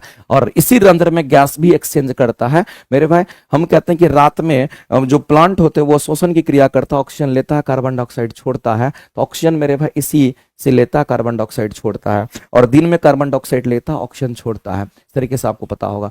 तो वाष्पोत्सर्जन का रिलेशन मेरे भाई उससे है, डिफ्यूजन का नहीं, परासरण का नहीं। हम कहेंगे यहाँ पर हमारा वाष्पोत्सर्जन राइट हो जाएगा। अगला कहता है मेरे भाई मूत्र निर्माण का हिस्सा कौन सा पद है? कौन सा पद कह रहा है कि मूत्र निर्माण का हिस्सा है? मेरे भाई ये इंग्लिश आपको गलत लिखा हुआ है, इसको सबसे पहले आप हटा दीजिए। कह रहा कि परानिस्यंदन कहने का मतलब है मेरे भाई ग्लोमरल्स की बात करते हैं। वाहिका श्रावण मेरे भाई यहाँ पर हम कहेंगे सिक्रेशन से रिलेटेड, हमारा उत्सर्जन से रिलेटेड है। पुनरावसन कहने का मतलब मेरे भाई रीअब्जॉर्प्शन की बात करते हैं। तो आप जानते हैं हमारे नेफ्रॉन में ये सारी क्रियाएं होती है, ये तीनों के तीनों होंगे। और जब ऐसा होता है तो मेरे भाई हम कहते हैं यूरिया फिल्टर हो जाता है और मूत्र का निर्माण, सॉरी ब्लड फिल्टर हो जाता है और यूरिन का निर्माण होता है। आगे चलते हैं। अगला मेरे भाई मादा लिंग हार्मोन कौन सा होगा? तो फीमेल जो सेक्स हार्मोन होता है, फीमेल सेक्स हार्मोन हमारा कौन होगा? एस्ट्रोजन हार्मोन होता है। मेरे भाई यहां पर हम इंसुलिन की बात करते हैं, ये नहीं होगा। एंड्रोजन हार्मोन भी हमारा नहीं, एस्ट्रोजन हार्मोन और फीमेल सेक्स हार्मोन होता है। अवतल दर्पण की वक्रता त्रिज्या दे रखे, फोकस दूरी निकालना है। मेरे भाई कोई भी दर्पण हो फर्क नहीं पड़ता है, हम कहेंगे फोकस का फॉर्मूला, हमारा फोकस दूरी का फॉर्मूला हमारा वक्रता त्रिज्या का आधा होता है। तो आपको दे रखा है तो आप कहेंगे हाँ एक चीज मेरे भाई इसमें इंपॉर्टेंट है, ये तो फॉर्मूला हो गया ना, एक चीज इंपॉर्टेंट, अगर कैसा दर्पण बोला तो अवतल दर्पण हम लोग लेंगे। ये कैसे दर्पण की बात करेंगे तो हम यहाँ पर अवतल दर्पण, जल्दीबाजी में गलती नहीं करना, ये बीचों बीच लाइन पास करेगा, इसको प्रधान अक्ष कहेंगे। यहाँ पर पोल होगा, यहाँ सेंटर, यहाँ पर हमारा क्या होगा? मुख्य फोकस। मेरे भाई कोई भी दूरी हम कहां से मापते हैं? पोल से। कोई भी दूरी कहां से? पोल से। पोल से मुख्य फोकस तक की दूरी को फोकस दूरी कहते हैं। यहां से यहां आर होता है, यहां से यहां r/2 होता है, इसलिए f बराबर हम लोग r/2 जानते हैं, इसलिए ऐसा होता है। लेकिन पोल से जब लेफ्ट साइड में आएंगे तो नेगेटिव होगा, क्योंकि साइन कन्वेंशन मेरे भाई यही यूज करते हैं। इधर जाएंगे तो प्लस कहेंगे, इधर जाएंगे तो माइनस कहेंगे। मेरे भाई जो हम यहां से कर रहे हैं वही हम यहां से भी करते हैं। तो बताइए अगर इधर जाते तो प्लस होता, इधर जाता तो माइनस होता, फोकस दूरी माइनस के साथ होगा। मेरे भाई हमारे सामने फॉर्मूला दे रखा है और ऐसी परिस्थिति में हम कहेंगे कितना होगा? तो ये 12 बट्टे हमारा कितना? 2, तो ये कहीं ना कहीं हमारा 6 सेंटीमीटर आएगा। लेकिन आंसर जो हम करेंगे वो क्या करेंगे? तो आंसर मेरे भाई फोकस दूरी का फॉर्मूला माइनस 6 सेंटीमीटर करेंगे, क्योंकि आपको कौन सा दर्पण कह रहा है? अवतल दर्पण की बात कर रहा है। तो अवतल दर्पण की फोकस दूरी नेगेटिव के साथ लेना है, इसलिए ये मत कर देना, आंसर करना ऑप्शन नंबर सी, गलती नहीं करना है। आगे, उत्तल लेंस के लिए प्रकाशीय केंद्र तथा फोकस के मध्य किसी वस्तु का प्रतिबिंब हमारा कैसा बनता है? मेरे भाई इस क्वेश्चन को सॉल्व करने के लिए ना एकदम आसान सा तरीका आपको अपनाना है। अगर हम उत्तल लेंस की अगर हम बात करते हैं तो जो उत्तल लेंस हमारा होता है इसका बिहेव जो होता है मेरे भाई अवतल दर्पण की तरह होता है, इस बात को ध्यान रखना है। अब उत्तल लेंस में क्या है? तो उत्तल लेंस मेरे भाई कुछ इस तरीके का होता है, समझना। चलो हम उत्तल लेंस को ही बता देते हैं। उत्तल लेंस हमारा कुछ इस तरीके का हमारा होता है। उत्तल लेंस में 6 प्रतिबिंब बनेगा और इसके बीचों बीच जो लाइन हम पास करते हैं वो बीचों बीच ये लाइन पास करते हैं, इसको प्रधान अक्ष हम कहते हैं। और मेरे भाई इसी के बीच में हम कहते हैं यहाँ पर ऑप्टिकल सेंटर, इसको प्रकाशीय केंद्र कहते हैं। मेरे भाई इस कर्व के लिए एक फोकस हमारा यहाँ पर F1 और कहेंगे उतनी ही दूरी पर, जितना दूरी यहाँ से कोई दूरी ऑप्टिकल लेंस में कोई भी दूरी ऑप्टिकल सेंटर से मापते हैं, यहाँ से F1 हो गया तो इधर हमारा कितना कहेंगे? हमारा 2F1 होगा। इधर हमारा क्या होगा? कहेंगे अनंत का होगा। इस कर्व के लिए फोकस हमारा F2 होगा और हम कहेंगे अगर यहां से यहां F2 है तो यहां से हमारा क्या होगा? तो कहेंगे 2F2 होगा और इधर हमारा फिर अनंत होगा। ये हमारा क्या? तो उत्तल लेंस की कहानी है, इस बात को ध्यान रखेंगे। चलो इसको हम हटा भी देते, कोई दिक्कत नहीं है, अब समझना है।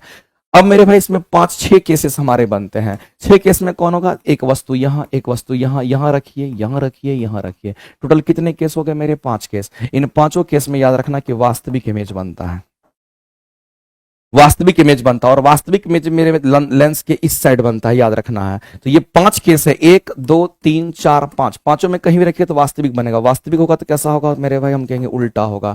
लेकिन मेरे भाई एक केस इसमें आता है, जब आप ऑप्टिकल सेंटर और F1 के बीच में रखते हैं ये वाला केस, तब हमारा काल्पनिक इमेज बनता है।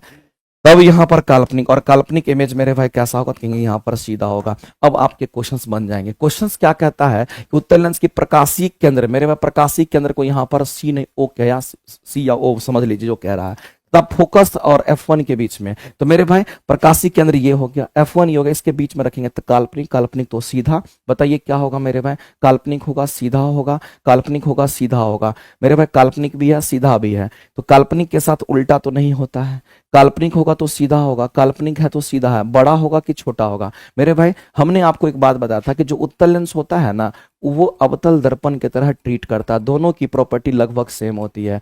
अवतल दर्पण के जितना नजदीक जाओगे उतना बड़ा प्रतिबिंब बनता है। तो मेरे भाई काफी आप नजदीक आ चुके हैं, यहाँ पर बड़ा इमेज बनेगा, तो छोटा नहीं बनेगा। कैसा बनेगा? बड़ा बनेगा। इसीलिए मेरे भाई इस क्वेश्चन का आंसर क्या करेंगे, तो ऑप्शन नंबर ए जो होगा आपका राइट हो जाएगा। ए आंसर्स आपके राइट हो जाएंगे, कोई दिक्कत नहीं है, समझ में आ गया है मेरे भाई। इसको वर्चुअल कहते हैं, इरेक्ट कहते हैं, हमारा यहाँ पर मैग्नीफाइड इमेज बनता है इंग्लिश में। आगे, दृढ़ पतल मेरे भाई के सामने उभरा हुआ भाग जो हमारा होता है, transparent part of the stand in front of rigid screen, हमारा क्या कहलाता है मेरे भाई? तो हम कहते हैं सबसे ऊपरी भाग को, जो उभरा भाग हमारा कॉर्निया ही होता है, ध्यान रखेंगे मेरे भाई। रो प्रतिरोधकता वाले एक धातु के तार को 4 बराबर भाग में आप काट दीजिए। मेरे भाई इस बात को आप समझना है, ये रो है, और रो क्या है? प्रतिरोधकता है। और एक बात आप समझने की कोशिश कीजिए, कई बार ये क्वेश्चन पूछता है, आपको ध्यान रखना है, अगर हम प्रतिरोधकता की अगर हम बात करते हैं, इसी को हम विशिष्ट प्रतिरोध भी कहते हैं। इसी को हम क्या कहेंगे? तो इसी को हम विशिष्ट प्रतिरोध भी कहते हैं। मेरे भाई प्रतिरोधकता को हम रो से दिखाते हैं या इसको, ये दो ही पैरामीटर पर निर्भर करता है। एक तो ये पदार्थ की प्रकृति पर निर्भर करता है, ध्यान रखना। एक हमारा किस पर? तो पदार्थ की प्रकृति पर निर्भर करता है, और दूसरा ये किस पर निर्भर करता है मेरे भाई? तो ये तापमान पर निर्भर, ये दो ये पैरामीटर पर निर्भर करता है। अब मेरे भाई हमारे पास क्या है? एक धातु का तार है, और धातु के तार को 4 बराबर भाग में काट दीजिए। अब प्रत्येक भाग का प्रतिरोधकता पूछा है मेरे भाई। आपका तार वही है, अगर उसको एक भाग में काटिए कि 2 भाग में, 4 भाग में, 10 भाग में, n भाग में, कितना भाग में काट दीजिए, क्या उस धातु का तार का पदार्थ बदल जाएगा क्या? नहीं, पदार्थ सेम है, प्रतिरोधकता सेम होगा मेरे भाई। चूंकि ये पदार्थ की प्रतिरोध प्रकृति पर निर्भर करता है। आप एगो ई पदार्थ है मान लेते हैं, इसका प्रतिरोधकता रो है, इसको 10 बराबर भाग में काट देंगे, बताओ इसके पदार्थ बदल जाएंगे? वही रहेंगे। पदार्थ सेम है तो हम कहेंगे प्रतिरोधकता का मान भी सेम होगा, क्योंकि ये पदार्थ की प्रकृति पर निर्भर करता है। अगर पहले इसका रो था, आप कितना भी काट दीजिए, उसके एक भाग कहिए कि 10 भाग के किसी भी भाग का कहिएगा, प्रतिरोधकता में कोई अंतर नहीं होगा मेरे भाई, वो रो ही रहेगा। वो रो बाय 2 नहीं होगा, वो हमारा 4 रो नहीं होगा, वो आंसर्स क्या करेंगे? रो ही रहेगा। पहले रो था तो अब भी रो ही रहेगा, क्योंकि उसको कोई मतलब नहीं इससे। सी आंसर करेंगे राइट। आज का मेरे भाई ये लास्ट क्वेश्चन है। इस क्वेश्चन के आंसर्स करिए। कहता है यदि स्प्रिंग की बात करते, स्प्रिंग में धारा प्रवाहित की जाती है, तो स्प्रिंग हमारा क्या होगा? मेरे भाई आप देखते होंगे जब धारा प्रवाहित करता, मान लेते हैं कि ये हमारा क्या, तो ऐसे करके हमारा एक स्प्रिंग है, ऐसे करके ये हमारा स्प्रिंग है, समझना गौर से। ये हमारा जो बना हुआ है इसको हम क्या कहेंगे? स्प्रिंग कहते हैं। अब जैसे ही मेरे भाई इसमें करंट पास करता है ना, तो करंट ऐसे जाएगा, इस कॉइल में देखिएगा तो करंट ऐसे जाएगा, फिर इस कॉइल में करंट नीचे आएगा, ऐसे करके देखिए, ऐसे करके, फिर इस कॉइल में करंट ऊपर की ओर जाएगा। मेरे भाई इस बात को समझना है गौर से। यहां जो आपको दे रखा है उस पर हम फोकस करते हैं। यहां पर हमारा क्या होगा, उस बात को हम फोकस करते हैं मेरे भाई। ये वाला जो हमारा होता है, और इन दोनों को देखिएगा तो ये विपरीत दिशा में आपको दिख रहा है। यहां पर मेरे भाई कहते हैं कि धारा की दिशा क्या, तो कि यहां पर हमारा विपरीत है मेरे भाई। धारा की दिशा विपरीत है तो चुंबकीय क्षेत्र की दिशा भी हमारा विपरीत होगा, ध्यान रखना। यहां पर हम कहते हैं कि चुंबकीय क्षेत्र की दिशा क्या होगी, तो कहेंगे विपरीत होगी। अगर मेरे भाई यहां पर चुंबकीय क्षेत्र की दिशा अगर हमारा क्या होगी, तो यहां पर चुंबकीय क्षेत्र की जो दिशा होगी वो अगर हमारा यहां पर विपरीत हो गया, अगर चुंबकीय क्षेत्र की दिशा विपरीत है, तो ध्यान रखेंगे चुंबकीय बल भी हमारे कैसे होंगे, कहेंगे जो चुंबकीय बल होंगे ये भी हमारा विपरीत हो जाएगा। और जब चुंबकीय बल मेरे भाई विपरीत होता है, ये क्या करता है? अट्रैक्ट करता है दोनों को, यानी कि वो क्या करेगा? ये अट्रैक्ट करता है। जब अट्रैक्ट करेगा तो ये संकुचित हो जाएगा मेरे भाई। सीधी सी बात है, एक लाइन में कहानी सिंपल है। जब किसी भी कॉइल से जब करंट पास करता है तो कॉइल संकुचित होता है, फैलता नहीं है, ध्यान रखिएगा, हमेशा के लिए, हमेशा के लिए ध्यान रखना। अब दूसरी बात मेरे भाई, एक तो क्लासेस आपके खत्म हो गए, लेकिन जिनको भी लगता है कि पीआरटी की क्लासेस करना है, उनके लिए हम रिकमेंड करेंगे, आपके जितने भी दोस्त लोग होंगे सभी को आप रिकमेंड कर सकते हैं, क्योंकि पीआरटी वाले कुछ बच्चे हैं हमें मैसेज करते रहते हैं। मैं आपको बता देना चाहता हूं मेरे भाई, पीआरटी के लिए जो 1 to 5 की तैयारी करते हैं उसके लिए हम बता रहे हैं। 1 to 5 के लिए ध्यान रखना आपको। अगर साइंस की क्लासेस की अगर हम बात करते हैं, बहुत सारे बच्चे का मैसेज आता है, तो साइंस के लिए आपको क्या करना है, यहाँ पर एक बैच है हमारा, उस बैच से आप जुड़िएगा, और उस बैच का नाम है मेरे भाई यहाँ पर योद्धा बैच के नाम से है। और योद्धा बैच में हम क्या किए हैं मेरे भाई, इस योद्धा बैच में हम पूरी एनसीईआरटी पढ़ा है, याद रखना। पूरी एनसीईआरटी की बात करते हैं, पूरी एनसीईआरटी एग्जाम्पलर हम करा है, पूरी एनसीईआरटी एग्जाम्पलर का हम क्वेश्चंस कराए, इस बात को ध्यान रखना। और इस योद्धा बैच में आप देखिएगा तो फिजिक्स हो, केमिस्ट्री हो, बायो हो, तीनों पोर्शंस के आपके एमसीक्यूज हमने कराए हैं, जो कि खासा ही इंपॉर्टेंट है। ये इतने इंपॉर्टेंट है, एक भी क्वेश्चंस आपका इस पीआरटी के साइंस इस योद्धा बैच से बाहर नहीं जाएगा, क्योंकि लगातार कुछ बच्चे का मैसेज आता है कि सर पीआरटी पीआरटी पीआरटी, उनके लिए है। लेकिन जिनका 6 to 8 9 10 है उनके लिए नियुक्ति बैच प्रैक्टिस बैच के रूप में है। मेरे भाई आज की क्लासेस को हम यही रखेंगे। हम सभी लोगों को कहना चाहेंगे, थ्योरी की क्लासेस करना है इंजेक्शन बैच, प्रैक्टिस सेशन में जुड़ना है एक एक बच्चे को नियुक्ति बैच, 1 to 5 पीआरटी के लिए आपको योद्धा बैच, ठीक है। बाद बाकी मेरे भाई यूट्यूब पर हम आपको ये डिस्कशन डेली 10 बजे हम आपके सामने आएंगे। हम मेहनत इतना करते हैं तो आपको भी करना है। सफलता मेरे भाई हमारी इस मेहनत में ही है। हम जितना मेहनत करेंगे उतने ही ज़्यादा सफल होंगे, ये हम सभी जानते हैं, ठीक है। चलिए आज के लिए इतना ही। गुड नाइट सभी लोगों को। मस्त रहिए, बिंदास रहिए, अच्छे से सोइए, फिर अगले दिन आपको लग जाना है। Sir TGT science online full test कितने दिन का होता है? 1 महीने का आपको मिलेगा। आपको प्लेटफॉर्म बाय नवीन कुमार सिंह एप्लीकेशन पर टेस्ट अवेलेबल है, आपको फुल टेस्ट भी मिल जाएगा, और आपको डेली जो 40 क्वेश्चन का ये टेस्ट होता है ये भी मिल जाएगा। और टेस्ट आप दे दीजिए, इसका डेली डिस्कशन रात में 10 बजे हम आपके सामने लाइव आते हैं, इस समय हम आपको करा देंगे। अच्छा रोशन जी, आपका हम मैसेज देख रहे हैं, उस पर काम चल रहा है। हम आपको कुछ चीज़ थोड़ा समय नहीं मिल पाता, लगातार क्लास रहता है, 12-12 घंटे लगातार 10 घंटे क्लासेस रहता है, थोड़ा बिजी हो जाते हैं, लेकिन एक वीडियो हम अलग से स्पेशली बनाएंगे आपके लिए, ठीक है। बाद बाकी मेरे भाई जो मैंने बोला है उसके हिसाब से काम कीजिए। एक एक बच्चा नहीं सक्सेस कर गया तो फिर मेरा नाम नहीं। मेरे भाई जितने लोग लाइव देख रहे हो, एक बार सभी लोग सेशन को जरूर लाइक कर देना, और लाइक भी कीजिए, शेयर भी कीजिए। सबसे अच्छी क्लासेस, सबसे बेहतरीन क्लासेस प्लेटफॉर्म अगर आपको दे रही है, इसमें कोई शक नहीं है। आप मेरे भाई कंपैरिजन कर लीजिएगा तो पता आपको चल जाएगा। कंटेंट से लेकर के क्वालिटी से लेकर के कोई कंप्रोमाइज नहीं। हम लोग का कोशिश रहता है कि एक एक बच्चे का सिलेक्शन हो जाए। आपका सिलेक्शन हो जाएगा ना तो समझ लीजिए मामला ही सेट हो जाएगा। सर नियुक्ति बैच एनालिसिस का बैच सिर्फ क्वेश्चंस का टोटल कितना क्वेश्चंस होता है? डेली जो आपके क्वेश्चंस होंगे 2 घंटे क्लासेस उसमें होंगे आपको नियुक्ति बैच में। आप समझिए 4000 क्वेश्चन करा रहे हैं ना, आप समझ लिए, नहीं तो 20,000 क्वेश्चन का फायदा हम आपको देंगे। इतना डिटेल में, इतना बढ़िया तरीके से नियुक्ति बैच हम करा रहे हैं, ठीक है। चलिए मेरे भाई टेस्ट ऑनलाइन आप दीजिए, और जिसको भी ऑफलाइन टेस्ट देना, पटना में रहते हैं आकर के, सुबह में शाम में टेस्ट होता है। सुबह में आपको 8 बजे टेस्ट होता है, इंक्वायरी ले लीजिएगा, शाम का भी टाइमिंग आपको पता चल जाएगा। आप सभी लोग टेस्ट में भी अपियर होइए, अपने आप को जज कीजिए हमारे साइंस कितने मजबूत हैं, ठीक है। बाद बाकी यही कहना चाहेंगे, दिमाग आप लगाइए, आप मेहनत कीजिए, जितना मेहनत कीजिएगा उतना ही आपके लिए बेनिफिशियल होगा। तो मेरे भाई आज के लिए इतना ही। बहुत बहुत धन्यवाद, बहुत बहुत धन्यवाद मेरे भाई। आप सभी लोग लगातार मेहनत करते हैं, इससे अच्छी बात और क्या हो सकती है। और हम आपके साथ, समझिए आप मेरी एनर्जी हो, हम आपके लिए, हम अपने लिए काम करते हैं। हम दोनों में म्यूचुअल अंडरस्टैंडिंग होता है। अगर हमसे आपको 2 रुपया अगर फायदा है, अगर हमसे आपको फायदा है, तो आपसे भी हमको कुछ ना कुछ बेनिफिट होता है। हम भी सीखते हैं, हम भी कुछ करते हैं। यानी कहने का मतलब यही है, म्यूचुअल अंडरस्टैंडिंग के हिसाब से आप आगे बढ़ते जाइए। कभी ये मत सोचना कि ये होगा वो होगा, बस और बस एक ही मकसद होना चाहिए, आगे बढ़ने का, ठीक है। तो चलिए मेरे भाई आज के लिए इतना ही। बहुत बहुत धन्यवाद, बहुत बहुत धन्यवाद। गुड नाइट सभी लोगों को। स्वीट ड्रीम एंजॉय कीजिए, मस्त रहिए, बिंदास रहिए। थैंक यू वेरी मच, धन्यवाद।